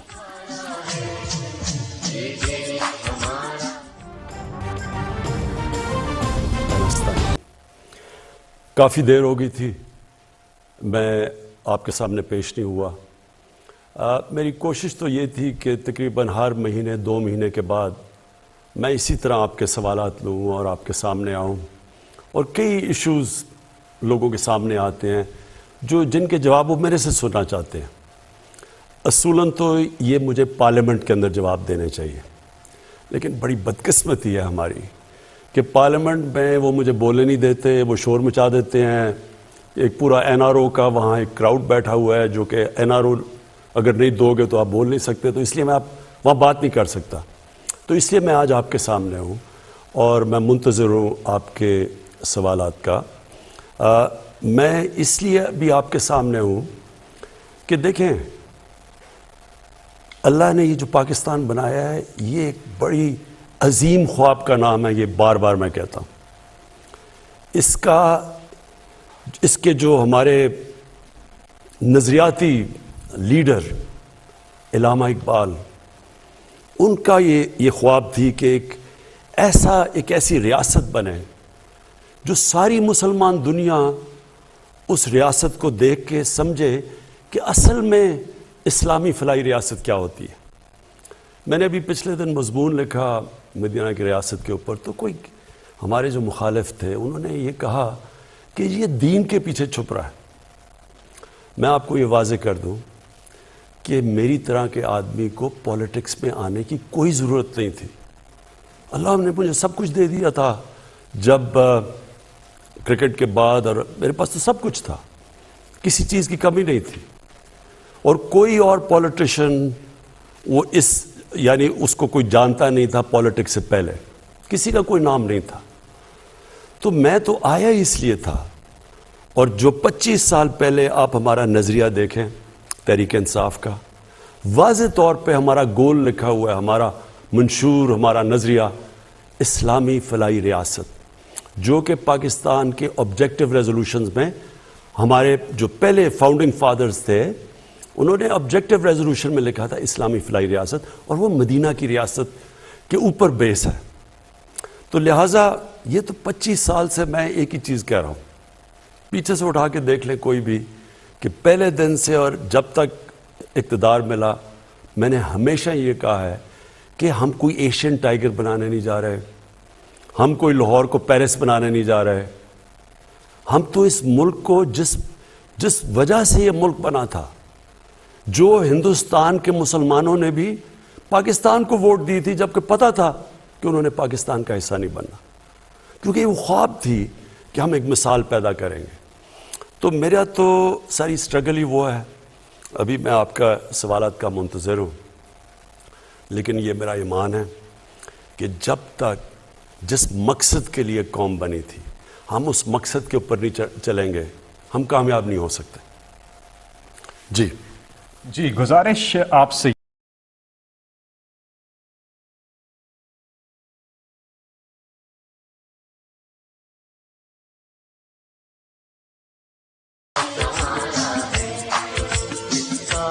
وزیر اعظم پاکستان عمران خان سے آپ براہ راست بات چیت کر رہے ہیں قومی نشریاتی رابطے پہ. یہ پروگرام ہر جگہ پہنچ رہا ہے, ریڈیو پر بھی, انٹرنیٹ پر بھی. 0519224900 یہ نمبر ہے جس پہ ہمارے ساتھ اگلے کالر ہیں. کون؟ جی السلام علیکم. وعلیکم السلام سر, میں ڈاکٹر شہناز بات کر رہی ہوں اسلام آباد سے.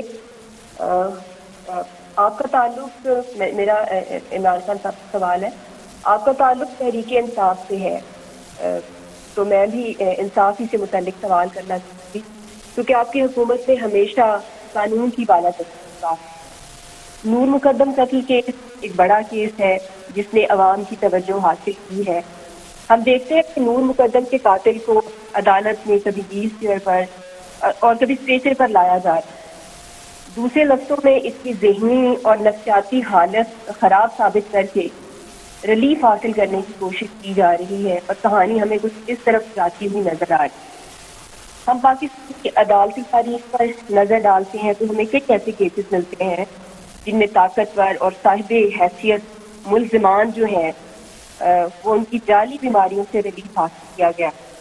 ہمارے سابقہ نواز شریف صاحب جو ہمارے وزیر اعظم رہے ہیں, اور زرداری صاحب اور شاہ رخ چتوئی کیس اس کی بڑی مثالیں ہیں. میں پوچھنا چاہوں گی ایسا کب تک ہوتا رہے گا, اور اس تمام صورتحال کی حکومتی سطح پر عملی انداز میں کس طرح سے ٹھیک کرنے کی کوشش جو ہے وہ کی جا رہی ہے؟ جی شکریہ. جی دیکھیں, اس میں کئی چیزیں ہیں. ایک تو یہ کہ ہمارا جو سارا ملک کے اندر ایک ہم ایکسیپٹ کر بیٹھے ہیں کہ طاقتور جو ہے نا وہ پریولیجڈ ہے, اس کے لیے وہ چوری بھی کرے, ڈاکے مارے, جو بھی کرے, اس کے لیے کوئی خاص پوزیشن ہے. وہ جیل میں بھی جائے گا تو VIP سیلز ہے اس کے لیے. اس کے وہ جب جائے گا عدالت کے اندر تو اپنے پورے چمچے لے کے جائے گا, وہ پھول پھینکیں گے اس کے اوپر. میں آپ کو پھر سے یہ کہتا ہوں کہ میں اس لیے تو میں نے اپنی پارٹی کا نام تحریک انصاف رکھا تھا. یہ ایک چیز ہے, اگر ہم ایک چیز ٹھیک کر دیں, مجھے کوئی کہنا کہ ایک چیز آپ ٹھیک کریں تو ملک ٹھیک ہو جائے گا, قانون کی بالادستی. جس دن ہم طاقتور کو یہ پریولیج, اور میں اکیلا نہیں ہوں نا, بدقسمتی یہ ہے, میں تو کوشش کروں, عدالتیں آزاد ہیں, ان کی بھی ذمہ داری ہے, ہمارے جو ادارے ہیں ان کے اوپر ہم پوری کوشش کریں. مثلا نیب ہے, اب نیب آزاد ہے, لیکن میں اب پوری کوشش کر رہا ہوں کہ نیب کے اندر وائٹ کالر کرائم کی ایکسپرٹیز آئے. ہمارے پاس ایکسپرٹیز نہیں ہے. یہ جو ڈاکو ہیں بڑے بڑے, انہوں نے چوری اتنے پیسے کیے ہوئے ہیں, یہ بڑے بڑے وکیلوں کو پیسے دے دیتے ہیں. وہاں ہمارا سرکاری وکیل ہوتا ہے, اس کے پاس پیسے بڑے, اس کو ہم کم پیسے پہ لیتے ہیں. وہ سرکاری وکیل جو بڑا ہوتا ہے وہ ڈیٹس پہ ڈیٹس لیے جا رہا ہے. ابھی آپ ان کی دیکھیں تو صحیح کہ یہ جو بڑے ہمارے یہ رائل فیملی بنی ہوئی ہے کہ قانون کے اوپر ہیں. اس کا اعتزاز حسن نے بڑی اچھی بات کی تھی, دا شریف ڈاکٹرن, کہ ان کے لیے قانون ہی کوئی علیحدہ ہے. یہ ہمیشہ ہی بات جاتے ہیں, یا یہ ججز کو ان کی ماضی, میں اب یہ نہیں بات کر رہا, ماضی کے اندر یا یہ ججز کو پیسہ کھلاتے ہیں اور یا پھر ان کو بلیک میل کرتے ہیں, جو مافیا ہے, جس کو جسٹس کھوسا نے کہا تھا سسیلین مافیا. تو انہوں نے اپنے لیے اور طاقت, کیونکہ ان کے لیے ایکسیپشن ہے, باقی بھی یہ کر لیتے ہیں. تو یہ جہاد ہے. یہ میں آپ کو پھر سے کہوں, یہ اللہ کا کام ہے.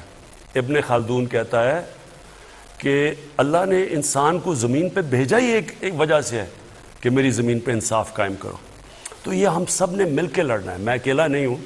میری تو جہاد ہے یہ. میں تو صبح اٹھتا ہوں اور کوشش ہوتی ہے کہ یہ میں ہر روز اپنے ملک کے لیے کسی طرح جو اپنا کمزور طبقہ ہے اس کو ہم اس کے ساتھ کھڑے ہوں.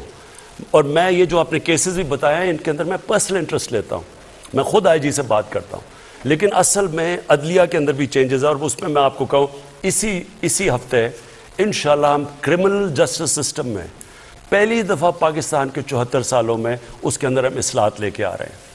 اور دوسرا بھی ہم کام کرنے لگے ہیں. میں آپ کو ذرا ایک مثال دیتا ہوں کہ یہاں کیسے طاقتور, صرف یہ پولیٹیشنز ہی نہیں, یہاں کارٹلز بنے ہوئے ہیں, مافیاز بنے ہوئے ہیں, جو کہ سارے مل کے اکٹھے ہو جاتے ہیں. کارٹلز مطلب منوپلی بنا کے تو وہ چیزوں کی قیمتیں اوپر کرتے ہیں اور عوام کے اوپر مہنگائی قائم کر دیتے ہیں اور بڑا پیسہ بناتے ہیں. اب اس کے اوپر میں نے سارے جو ریگولیٹرز, یہ میں آپ کو ذرا سمجھا رہا ہوں کہ سسٹم ریگولیٹر کیا ہوتا ہے. ریگولیٹر وہ ہوتا ہے جس کا کام عوام کے انٹرسٹ کو پروٹیکٹ کرنا ہوتا ہے. ان بڑے بڑی کارٹل سے, یہ جو بڑے بڑی منوپلیز ہیں, یہ جو اکٹھے ہو کے ذخیرہ اندوزی کر کے اور قیمتیں اوپر کر دیتے ہیں. تو میں نے ریگولیٹرز کو بلایا, میں نے ان سے پوچھا, میں نے کہا مجھے بتاؤ کہ کیا وجہ ہے کہ تم نہیں کر سکتے کنٹرول. اب ذرا میں آپ کو یہ بتاتا ہوں کہ ریگولیٹرز نے مجھے بتایا کیا ہے. انہوں نے یہ بتایا, 8 ریگولیٹرز کو میں نے بلایا اپنے پاس, اور انہوں نے مجھے یہ بتایا کہ اس ملک کے اندر جب سے وہ کوشش کر رہے ہیں وہاں یہ جو بڑے بڑے کارٹلز ہیں یہ جا کے عدالت سے سٹے آرڈر لے لیتے ہیں. 808 ریگولیٹرز نے بتایا کہ 800 سٹے آرڈرز ہیں. اور سٹے آرڈرز کس چیز پہ ہیں؟ جو کہ پیسہ اناؤنس کر دیا ہے کہ ان مثلا چینی کا مافیا ہے یا جو بھی بڑے بڑے مافیا ہیں اس کے, یا مثال دے رہا ہوں کہ آٹے کا یا اس کا سیمنٹ کا, انہوں نے کہا ان مافیاز نے جا کے سٹے آرڈر لے لیے, اور سٹے آرڈر میں کتنے پیسے پھنسے ہوئے ہیں؟ 250 ارب روپیہ بیٹھے ہوئے وہ سٹے آرڈر لے کے. وہ جو ریگولیٹر ہے وہ کوئی کام ہی نہیں کر سکتا, اور وہ آرام سے وہ پیسے بناتے جا رہے ہیں. اور 250 ارب روپیہ, سوچیں میرے پاس اگر 250 ارب روپیہ آ جائے تو میں تو سیدھا احسان راشن پہ ڈال دوں اور لوگوں کی زندگی آسان کروں. دوسری چیز, ایک اور چیز ذرا سنیں, ایف بی آر کے ساتھ, ایف بی آر کے پاس اس وقت آپ حیران ہوں گے 2500 ارب روپے کی عدالت میں کیسز پھنسے ہوئے ہیں. 2500 ارب روپیہ ایف بی آر پہ. اب ہو سکتا ہے اس کے اندر ایف بی آر کے اندر بھی لوگ بیٹھے ہوں جنہوں نے خود ہی مدد کر رہے ہیں, ان کو پیسہ چلا اور اس کی وجہ سے وہ کیسز کنٹیسٹ نہیں کر رہے. اب یہ پھنسے کدھر ہوئے ہیں؟ کمشنر اپیلز پہ پھنسے ہوئے ہیں, اپلائڈ ٹرائبیونلز میں پھنسے ہوئے ہیں, ہائر کورٹس میں کوئی 30% ہائر کورٹس میں پھنسے ہوئے ہیں. 19,000 کسٹمز کے کیسز ہیں جس میں 270 ارب روپیہ پھنسا ہوا ہے. اب دیکھیں یہ سارا ہے اگر آپ ہمارا انصاف کا نظام فنکشن کر رہا ہو. اب سوچیں میرے پاس یہ پیسہ آ جائے, 2,500 ارب تو صرف ٹیکس کے ایف بی آر کے پاس پھنسا ہوا ہے, صرف 8 ریگولیٹرز کا 250 ارب روپیہ پھنسا ہوا ہے. اور یہ صرف کیونکہ طاقتور کے پاس وکیل تکڑے ہیں وہ چلنے نہیں دیتے. کمزور نہیں کرتا کچھ. دیکھیں کمزور کی چوری سے کبھی ملک نہیں تباہ ہوتا, طاقتور کی چوری سے تباہ ہوتا ہے. اور یہ آپ کے سامنے ہے. تو ہم اب کوشش کر رہے ہیں, اس میں بھی ہم عدالتوں کے پاس جا رہے ہیں کہ اس کو کریں, یہ اجازت نہ دیں کہ ریگولیٹر کا سٹے آرڈر کیسے آ جاتا ہے؟ ریگولیٹر تو وہ چیک کرنے جاتے ہیں کہیں, ادھر سٹے آرڈر آ جاتا ہے. تو اس کے اوپر ہم عدالتوں سے آ رہے ہیں, کرمنل جسٹس سسٹم کو بھی ٹھیک کر رہے ہیں, اور انشاءاللہ میں آپ کو خوشخبری دوں گا یہ چند مہینوں کے اندر. جی اگلے کالر ہمارے ساتھ. السلام علیکم. وعلیکم السلام جی, میرا نام عمران ہے اور میرا تعلق جین مارک سے ہے. جی میں اپنے وزیر اعظم عمران خان صاحب سے بات کرنا چاہتا ہوں. السلام علیکم سر. جی وعلیکم السلام. سر سب سے پہلے تو آپ کو خراج تحسین پیش کرتا ہوں کہ آپ ہمیشہ اوورسیز کے بارے میں فکرمند رہتے ہیں, ان کی ویلیو کو سمجھتے ہوئے ان کو تمام تر سہولیات مہیا کر رہے ہیں. تو آپ ہی کی وجہ سے پہلی دفعہ ہمیں شناخت ملی ہے. تو سر اس کا جو سب سے بڑا مسئلہ ڈینمارک میں ہے وہ پی آئی اے جب کہ دوبارہ اپنا فلائٹ آپریشن شروع کر رہی ہے, اس میں ڈینمارک کو نظر انداز کر دیا گیا ہے. اور اس کی وجہ یہ بتا دی گئی ہے کہ یہاں پہ سیل بہت کم ہو گئی ہے. سر یہ نہیں بتایا کہ سیل کیوں کم ہوئی ہے. उनके जो पीपल्स पार्टी के दौर में यहाँ पे GS में बिठाए गए थे, तैनात किए गए थे, उन्होंने यहाँ पे करप्शन की है। उन्होंने इस्लामाबाद में अपने बड़े प्लाजे सर बना लिए, लेकिन अपनी कौमी एयरलाइन का, अपने मुल्क का उन्होंने बिल्कुल नहीं सोचा। उन्हीं की वजह से यहाँ पे अभी PIA बंद हो रही है। तो एक वक्त था 100 मिलियन की सेल थी डेनमार्क, लेकिन जब से ये ठेका दिया गया है PIA का, उस वक्त से सेल बिल्कुल कम हो गई है। सर आप यहाँ पे PIA के अपने बंदे लगवाएं, 1 महीने से आप फर्क देख लीजिएगा PIA किस तरह तरक्की करती है। मैं इसके ऊपर इन्वेस्टिगेशन करूँगा और जो MD PI हैं उनसे मैं फौरी तौर पे पूछूंगा डेनमार्क का ये सिचुएशन क्या है, इसके ऊपर मैं इन्वेस्टिगेट करूँगा। जी अगले कॉलर। अस्सलाम वालेकुम। अच्छा मैं ये एक मिनट मैं सिर्फ आप सबको ये कहना चाहता हूँ कि क्योंकि इतनी ज़्यादा कॉल्स आ रही हैं, मेरा फिर से मैं रिपीट करता हूँ, सिटीज़न पोर्टल है जिसके ऊपर आप कोई भी चीज़ कोई आपको मसले मसाइल हो, कई दफ़ा ज़्यादातर मैंने देखा है लोगों के पास ये कब्ज़े किए होते हैं उनकी ज़मीनों पे, ये ताकतवर के। प्लीज़ इस पोर्टल के ऊपर मुझे इन्फॉर्मेशन दें और उसके बाद आपको अगर किसी भी अगर रिस्पॉन्स नहीं मिला, फिर से सेकंड टाइम दें और मैं खुद वो देखूंगा पोर्टल और मैं खुद उसके ऊपर एक्शन लूँगा। जी अगले कॉलर हमारे साथ। अस्सलाम वालेकुम। जी वालेकुम अस्सलाम। जी कौन साहब कहाँ से बात कर रहे हैं? जी मैं सरदार गौरव शहजाद, जनरल सेक्रेटरी तहसील लोरा से बोल रहा हूँ। जी बात कीजिए वज़ीर आज़म से। सर जी मैं ये कहना चाह रहा था कि बल्दियाती इंतखाब में हम बुरी तरीके से आ रहे हैं। हेलो। जी सुन रहा हूँ। मैं ये कह रहा था कि बल्दियाती इंतखाब हम बुरे तरीके से आ रहे हैं, इस वजह से कि टिकट सिस्टम की जो तकसीब है वो ठीक तरीके से नहीं हो सकी। टिकट अपने रिश्तेदारों और पैसे वालों लोगों को दिया गया है, पार्टी वर्करों को नजरअंदाज किया गया। इसका असर जनरल इलेक्शन में भी पड़ेगा। हेलो। जी इसका असर जनरल इलेक्शन में भी पड़ेगा। आगे आपकी इसकी क्या पॉलिसी है? इसकी बड़ी सीधी पॉलिसी है कि मैंने आप अपने हाथ में ले लिया है। अब ये जो बड़े टिकट्स होंगे तहसील नाज़िम के या डिस्ट्रिक्ट नाज़िम के, ये मैं जब तक उनको खुद नहीं देखूंगा तो मैं बिल्कुल नहीं दूंगा। किसी ने अपने रिश्तेदार को अगर कहा कि मेरे रिश्तेदार को टिकट मिले तो वो एक स्पेशल कमेटी बनेगी मेरे नीचे जो पहले देखेगी कि क्या रिश्तेदार में अहलियत है या नहीं है, यानी मेरिट के ऊपर हम देखेंगे।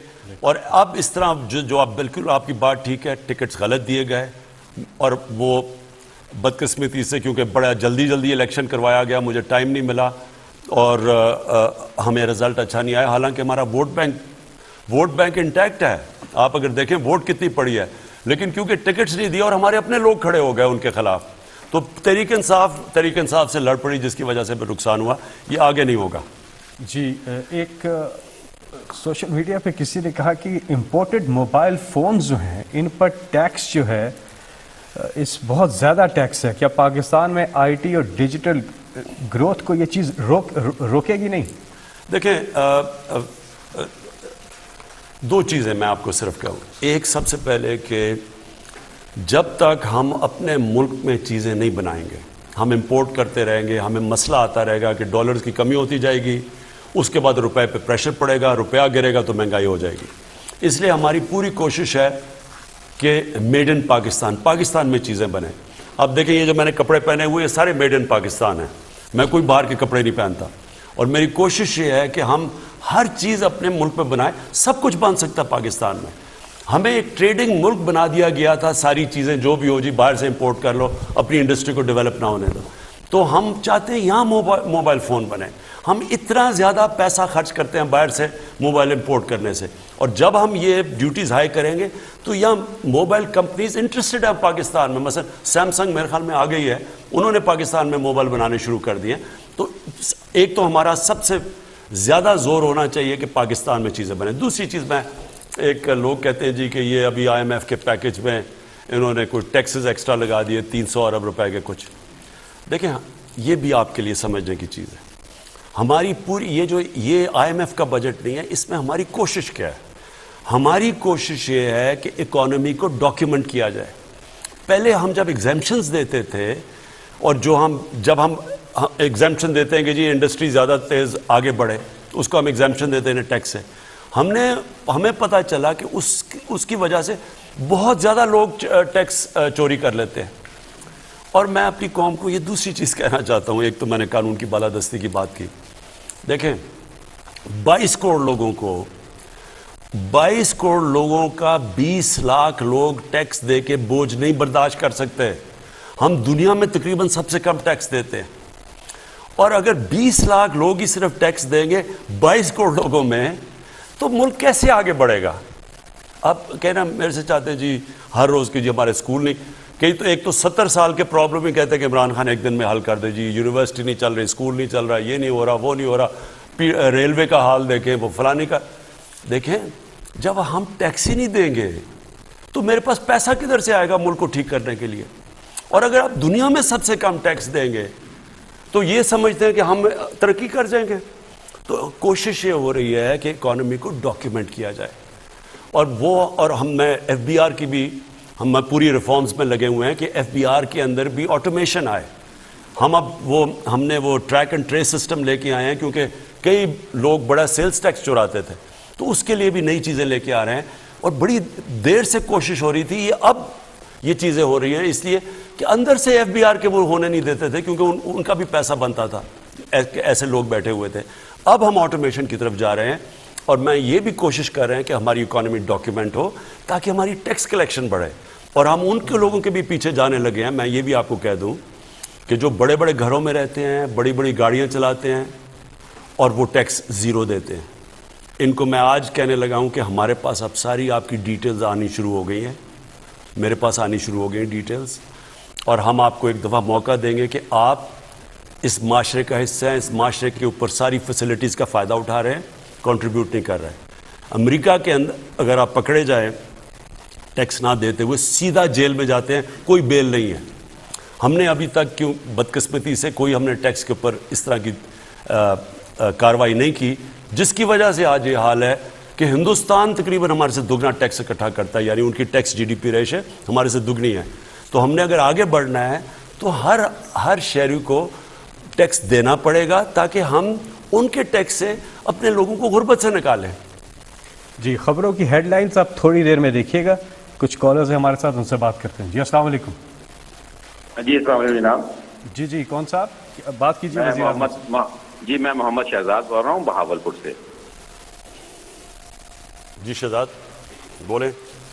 جی السلام علیکم. جی محمد شہزاد بول رہا ہوں. وزیر اعظم صاحب میں لکی ہوں کہ میں اپنے وزیر اعظم پاکستان سے مخاطب ہوں, اور جناب والا 1 گھنٹے سے میں کال کرنے کی کوشش کر رہا تھا. آپ کی شہرت اور آپ کی ماشاءاللہ ممتاز ہے, لیکن میرا آجزانہ سوال یہ ہے کہ ہمارے بچوں کے مستقبل کے بارے میں آپ کیا ضمانت دے سکتے ہیں؟ کیونکہ جنہیں عدالتوں نے کرپٹ ڈکلیئر کر دیا تھا وہ اب واپس آ رہے ہیں. میری مراد نواز شریف اور زرداری صاحبان سے ہے. اور دوسری بات یہ ہے کہ مجھ ایسا ایک شخص جو تعلیمی حق رکھتا ہے, تعلیم کا بنیادی حق رکھتا ہے بچوں کے لیے, ہم تو اپنے بچوں کو بیرون ممالک نہیں بھیج سکتے. تو مہنگائی کی وجہ سے خدارہ قابل عمل حقیقی ایجنڈے کے بارے میں ہم آگاہ کیجیے پلیز. وزیر اعظم ایک اور کالر لے لیتے, پھر اکٹھا آپ جواب دے دیجیے. جی ہمارے ساتھ ہیں کون؟ السلام علیکم.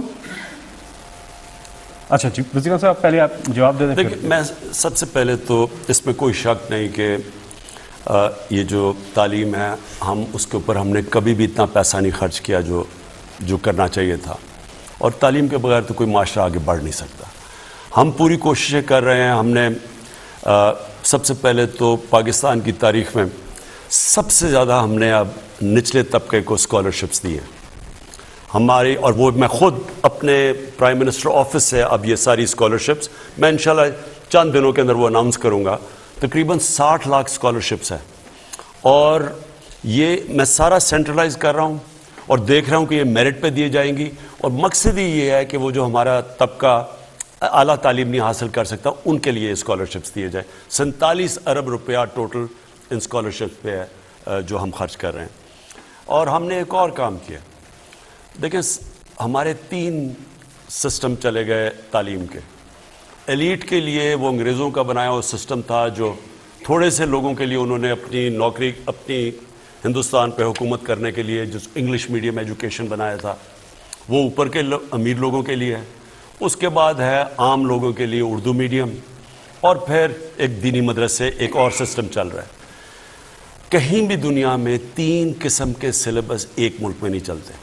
لہٰذا ہم نے یہ پہلی دفعہ بڑی مشاورت کے بعد، اور اس میں بھی ابھی ہمیں اس کے اصلاحات کرتے رہیں گے، امپروو کرتے رہیں گے، ایک سلیبس لے کے آئے ہیں سارے ملک میں کلاس 5 تک۔ یہ بڑی دیر لگی ہے، اور یہ میں اس لیے کہہ رہا ہوں مشکل کام ہے کیونکہ 74 سالوں میں ایک غلط سسٹم پھیل چکا ہے جس میں عام آدمی کو موقع ہی نہیں ہے اوپر آنے کا، تو ہم اس کو ٹھیک کر رہے ہیں، پہلے کلاس 5 سے شروع کر رہے ہیں۔ لیکن آپ کی بات بالکل ٹھیک ہے، جب تک ایک ہم اپنے بچوں کو اچھی تعلیم نہیں دیں گے اور دوسرا ان کی تربیت نہیں کریں گے، اس کے لیے ہم نے نبی کی سیرت کی کلاسیں 8، 9 اور 10 کے اندر ہم خاص طور پہ سیرت کی کلاسز دے رہے ہیں، یعنی سلیبس کے طور پہ۔ مقصد ایک ہی ہے کہ ہم اپنے بچوں کو بتانا چاہتے ہیں کہ ان کی زندگی سے سیکھو جو ہمیں حکم ہے قرآن کے اندر، اور اگر آپ نے ایک بڑا انسان بننا ہے تو دنیا میں تو ان سے بڑا انسان آیا ہی نہیں، اور اس لیے اللہ نے کہا کہ ان کی زندگی سے ان کی سنت پہ چلو۔ تو ہم اپنے بچوں کو یہ ایجوکیشن دینا چاہتے ہیں صحیح معنی میں، یعنی پوری ایجوکیشن دینا چاہتے ہیں۔ وہ سائنس پڑھے، ٹیکنالوجی پڑھے، سب کچھ پڑھے، انگریزی بھی سیکھے، لیکن نبی کی سیرت ضرور پڑھے۔ کوئی کسی زبردستی نہیں ہے دین میں، ہمیں نہیں پتہ کہ وہ کون سیکھتا ہے یا نہیں، لیکن معاشرہ ہم اپنی ذمہ داری پوری کریں کہ بچوں کی کوشش کریں صحیح معنی میں تربیت کرنے کی، کیونکہ اس وقت بہت بڑا ہمارے بچوں کے اوپر پریشر ہے۔ موبائل فون کی وجہ سے بڑی ہمارے نہیں دنیا کے اندر بڑے مسئلے آ رہے ہیں، تو ہم نے یہ سوچا تھا کہ ہم ان کی جتنی اچھی تربیت کریں گے، وہ یہ جو مسئلے ان کے آ رہے ہیں وہ ان کا مقابلہ ہی تب کریں گے جب ہم ان کو صحیح تعلیم دیں۔ جی اگلے کالر، السلام علیکم۔ جی وعلیکم السلام۔ جی کون صاحب بات کر رہے ہیں اور بات کیجیے وزیر احسن سلام بات کر رہا ہوں فیصلہ آباد سے۔ میرا عمران خان صاحب، میرا آپ سے یہ سوال ہے کہ اپوزیشن اس وقت پلان کر رہی ہے لانگ مارچ کا 23 مارچ کو، تو اس حوالے سے کیا ہے کہ انہیں کی صورتحال ہے ملک میں، اور اس حوالے سے عوام میں بھی ایک قسم کی گھبراہٹ جو ہے وہ جا سکتی ہے، تو حکومت کا اس حوالے سے کیا جو ہے اقدامات ہیں اور کیا پلان اس کے لیے ہم نے کیا ہے، اور ہمیں اب گورنمنٹ اس چیز پہ پریشان ہے یا نہیں، تو ہم اس کا کیا حل کریں گے؟ دیکھیں کیا نیا کام کریں گے جو یہ 3 سال سے نہیں کیا۔ 3 سال سے لگے ہوئے ہیں کہ ہم آج آ رہے ہیں تو کبھی کوئی بے روزگار سیاستدان کہتا ہے میں گرا دوں گا گورنمنٹ، کبھی کوئی کچھ کہتا ہے، اب گئی جی گورنمنٹ، کل گئی، پرسوں گئی، اور یہ پبلک کو نکالنے کی کوشش کر رہے ہیں۔ دیکھیں پبلک کو ایک ذوالفقار علی بھٹو نے نکالا تھا، اور اللہ کا کرم ہے کہ جو پبلک نکلی ہے وہ میرے ساتھ نکلی ہے۔ کبھی بھی مینار پاکستان کو کسی پارٹی نے 4 دفعہ نہیں بھرا، ان ساری 11 پارٹیز کے گلدستے نے پوری کوشش کی مینار پاکستان نہیں بھرا، 4 دفعہ مینار پاکستان بھرا۔ اس سے کیا ثابت ہوتا ہے؟ پبلک بیوقوف نہیں ہے۔ وہ انگریزی میں کہتے ہیں you can't fool all the people all the time. آپ سمجھتے ہیں کہ جناب جی مہنگائی ہو گئی تو وہ ہو گیا، ہاں مہنگائی ہے، لوگ تنگ ہیں، لیکن آپ کے لیے نہیں نکلیں گے، کیونکہ آپ نکل رہے ہیں اپنی چوری بچانے کے لیے۔ قوم سمجھتی ہے یہ چیز، اس لیے آپ جتنی مرضی کوشش کریں قوم آپ کو چوری بچانے نہیں دے گی۔ قوم میرے ساتھ کیوں نکلی؟ کیونکہ میں قوم کی چوری جو ہوئی تھی وہ بچانے کے لیے نکلا تھا، اس لیے میرے ساتھ قوم نکلتی تھی۔ آپ اپنی چوری بچانے کے لیے نکل رہے ہیں کہ مجھے بلیک میل کریں گے کہ جی اتنے لوگ سڑکوں کے اوپر آگے جو اچھا جی عمران خان چلا جائے۔ عمران خان، ویسے میں آپ کو ایک اور بات بتا دوں، ایک تو خیر آپ جتنا مرضی پبلک نکلیں گے، یہ میں اس قوم کو بہتر جانتا ہوں آپ سے، کبھی کی، اور یہ انشاءاللہ یہ بھی ٹرم پورا کرے گی، اگلی بھی ٹرم پوری کرے گی یہ ہماری پارٹی، اگلی ٹرم بھی، یہ بھی آج میں آپ کو کہہ رہا ہوں کہ ہم اتنا مشکل وقت سے نکلے ہیں، کسی گورنمنٹ کو وہ چیلنجز نہیں ملے جو ہمیں ملے۔ لیکن میں آپ کو ایک اور ذرا خبردار کرنا چاہتا ہوں، اگر میں گورنمنٹ سے باہر نکل گیا میں آپ کے لیے زیادہ خطرناک ہوں۔ ابھی تک تو میں چپ کر کے یا آفس میں بیٹھا ہوتا ہوں اور تماشے دیکھ رہا ہوتا ہوں، میں اگر سڑکوں پہ نکلا ہے نا تو آپ کے لیے چھپنے کی جگہ نہیں ہوگی، کیونکہ لوگ آپ کو پہچان چکے ہیں، اور جو آپ نے اس ملک کے ساتھ 30 سالوں میں کیا ہے، 35 سالوں میں سب نے مل کے، آپ یہ سمجھ جائیں کہ یہ جو لاوا نیچے پک رہا ہے یہ لوگوں کو صرف آپ کی طرف دکھانا ہے، سڑکوں پہ نکلنا ہے، اور آپ دیکھیں گے کہ آپ ساروں کو پھر کوئی لندن بھاگ رہا ہوگا اور کوئی وہ آگے باقی لندن بھاگے ہوئے باقی بھی ادھر جا رہے ہوں گے. وہ کہتے ہیں جی وہ لندن سے آج آ جائے گا, کل آ جائے گا. ہم دعا کرتے ہیں کسی طرح وہ واپس آ جائے. وہ واپس نہیں آنے لگا. اس کو پیسے سے پیار ہے. جو پیسے کی پوجا کرتا ہے وہ کبھی بھی وہ پیسے کو گوانا نہیں چاہتا. وہ وہاں بیٹھا رہے گا, ہاں جی آج ڈیل ہو گئی, کل ڈیل ہو گئی, پرسوں ڈیل ہو گئی, یہاں سے شوشے چھوڑتا رہے گا کہ پارٹی انٹیکٹ رہے. نہیں تو اگر ان کو یہ پتا چل جائے کہ اس نے واپس نہیں آنا تو پارٹی تو آگے ٹوٹنے کے لیے تیار ہے. یہ وہ لوگ ہیں جن کا ٹائم ختم ہو چکا ہے. میں یہاں پھر سے آپ سب کے سامنے کہہ رہا ہوں کہ ان لوگوں کا جو انہوں نے پاکستان سے کیا ہے, یہ سمجھ جائیں کہ یہ ملک ان کو معاف نہیں کرنے لگا. جو آپ نے اس ملک کو لوٹ کے کہیں دنیا کے اندر یہ ہے, مجھے کوئی بنانا ریپبلک بتا دے کہ وہاں ان کی حکومت ہوتے ہوئے سارے باہر بھاگ گئے. میں تو آیا 2018 میں, 2017 میں سارے باہر بھاگ گئے. کوئی کہیں یہ سنا ہے کہ 3 دفعہ پرائم منسٹر کہے جی کہ میرے بیٹوں سے پاکستان کے شہری نہیں, اربوں روپے کی پراپرٹیز میں ہیں جی, ان سے جا کے پوچھیں, مجھے تو پتہ ہی نہیں پیسہ کدھر سے ہے. اور وہ جی وہ تو پاکستان کے شہری, وہ کہتے ہیں ہم شہری نہیں ہیں پاکستان کے. سارا ٹبر وہاں باہر بھاگا ہوا ہوتا ہے. بڑے بڑے کوئی پولو کھیل رہا ہے وہاں جا کے, جو کہ رائل فیملی نہیں اتنا, برطانیہ کی رائل فیملی اتنا پیسہ نہیں خرچ کر سکتی. کوئی بینٹلی میں پھر رہا ہے, کوئی رولز رائز میں پھر رہا ہے. کدھر سے آیا ہے پیسہ؟ اور ہاں ہم جی پاکستان آئیں گے. میں تو انتظار کر رہا ہوں آپ پاکستان آئیں, پلیز پاکستان آ جائیں. وزیر اعظم صاحب, اگر آپ کی اجازت ہو تو آج کی نشست کا اختتام کرتے ہیں. آئندہ پھر آپ سے ملاقات ہوگی قومی نشریاتی رابطے سے. اب ہم آپ سے اجازت چاہتے ہیں. اپنا خیال رکھیے گا. اللہ سب کا حامی و ناصر.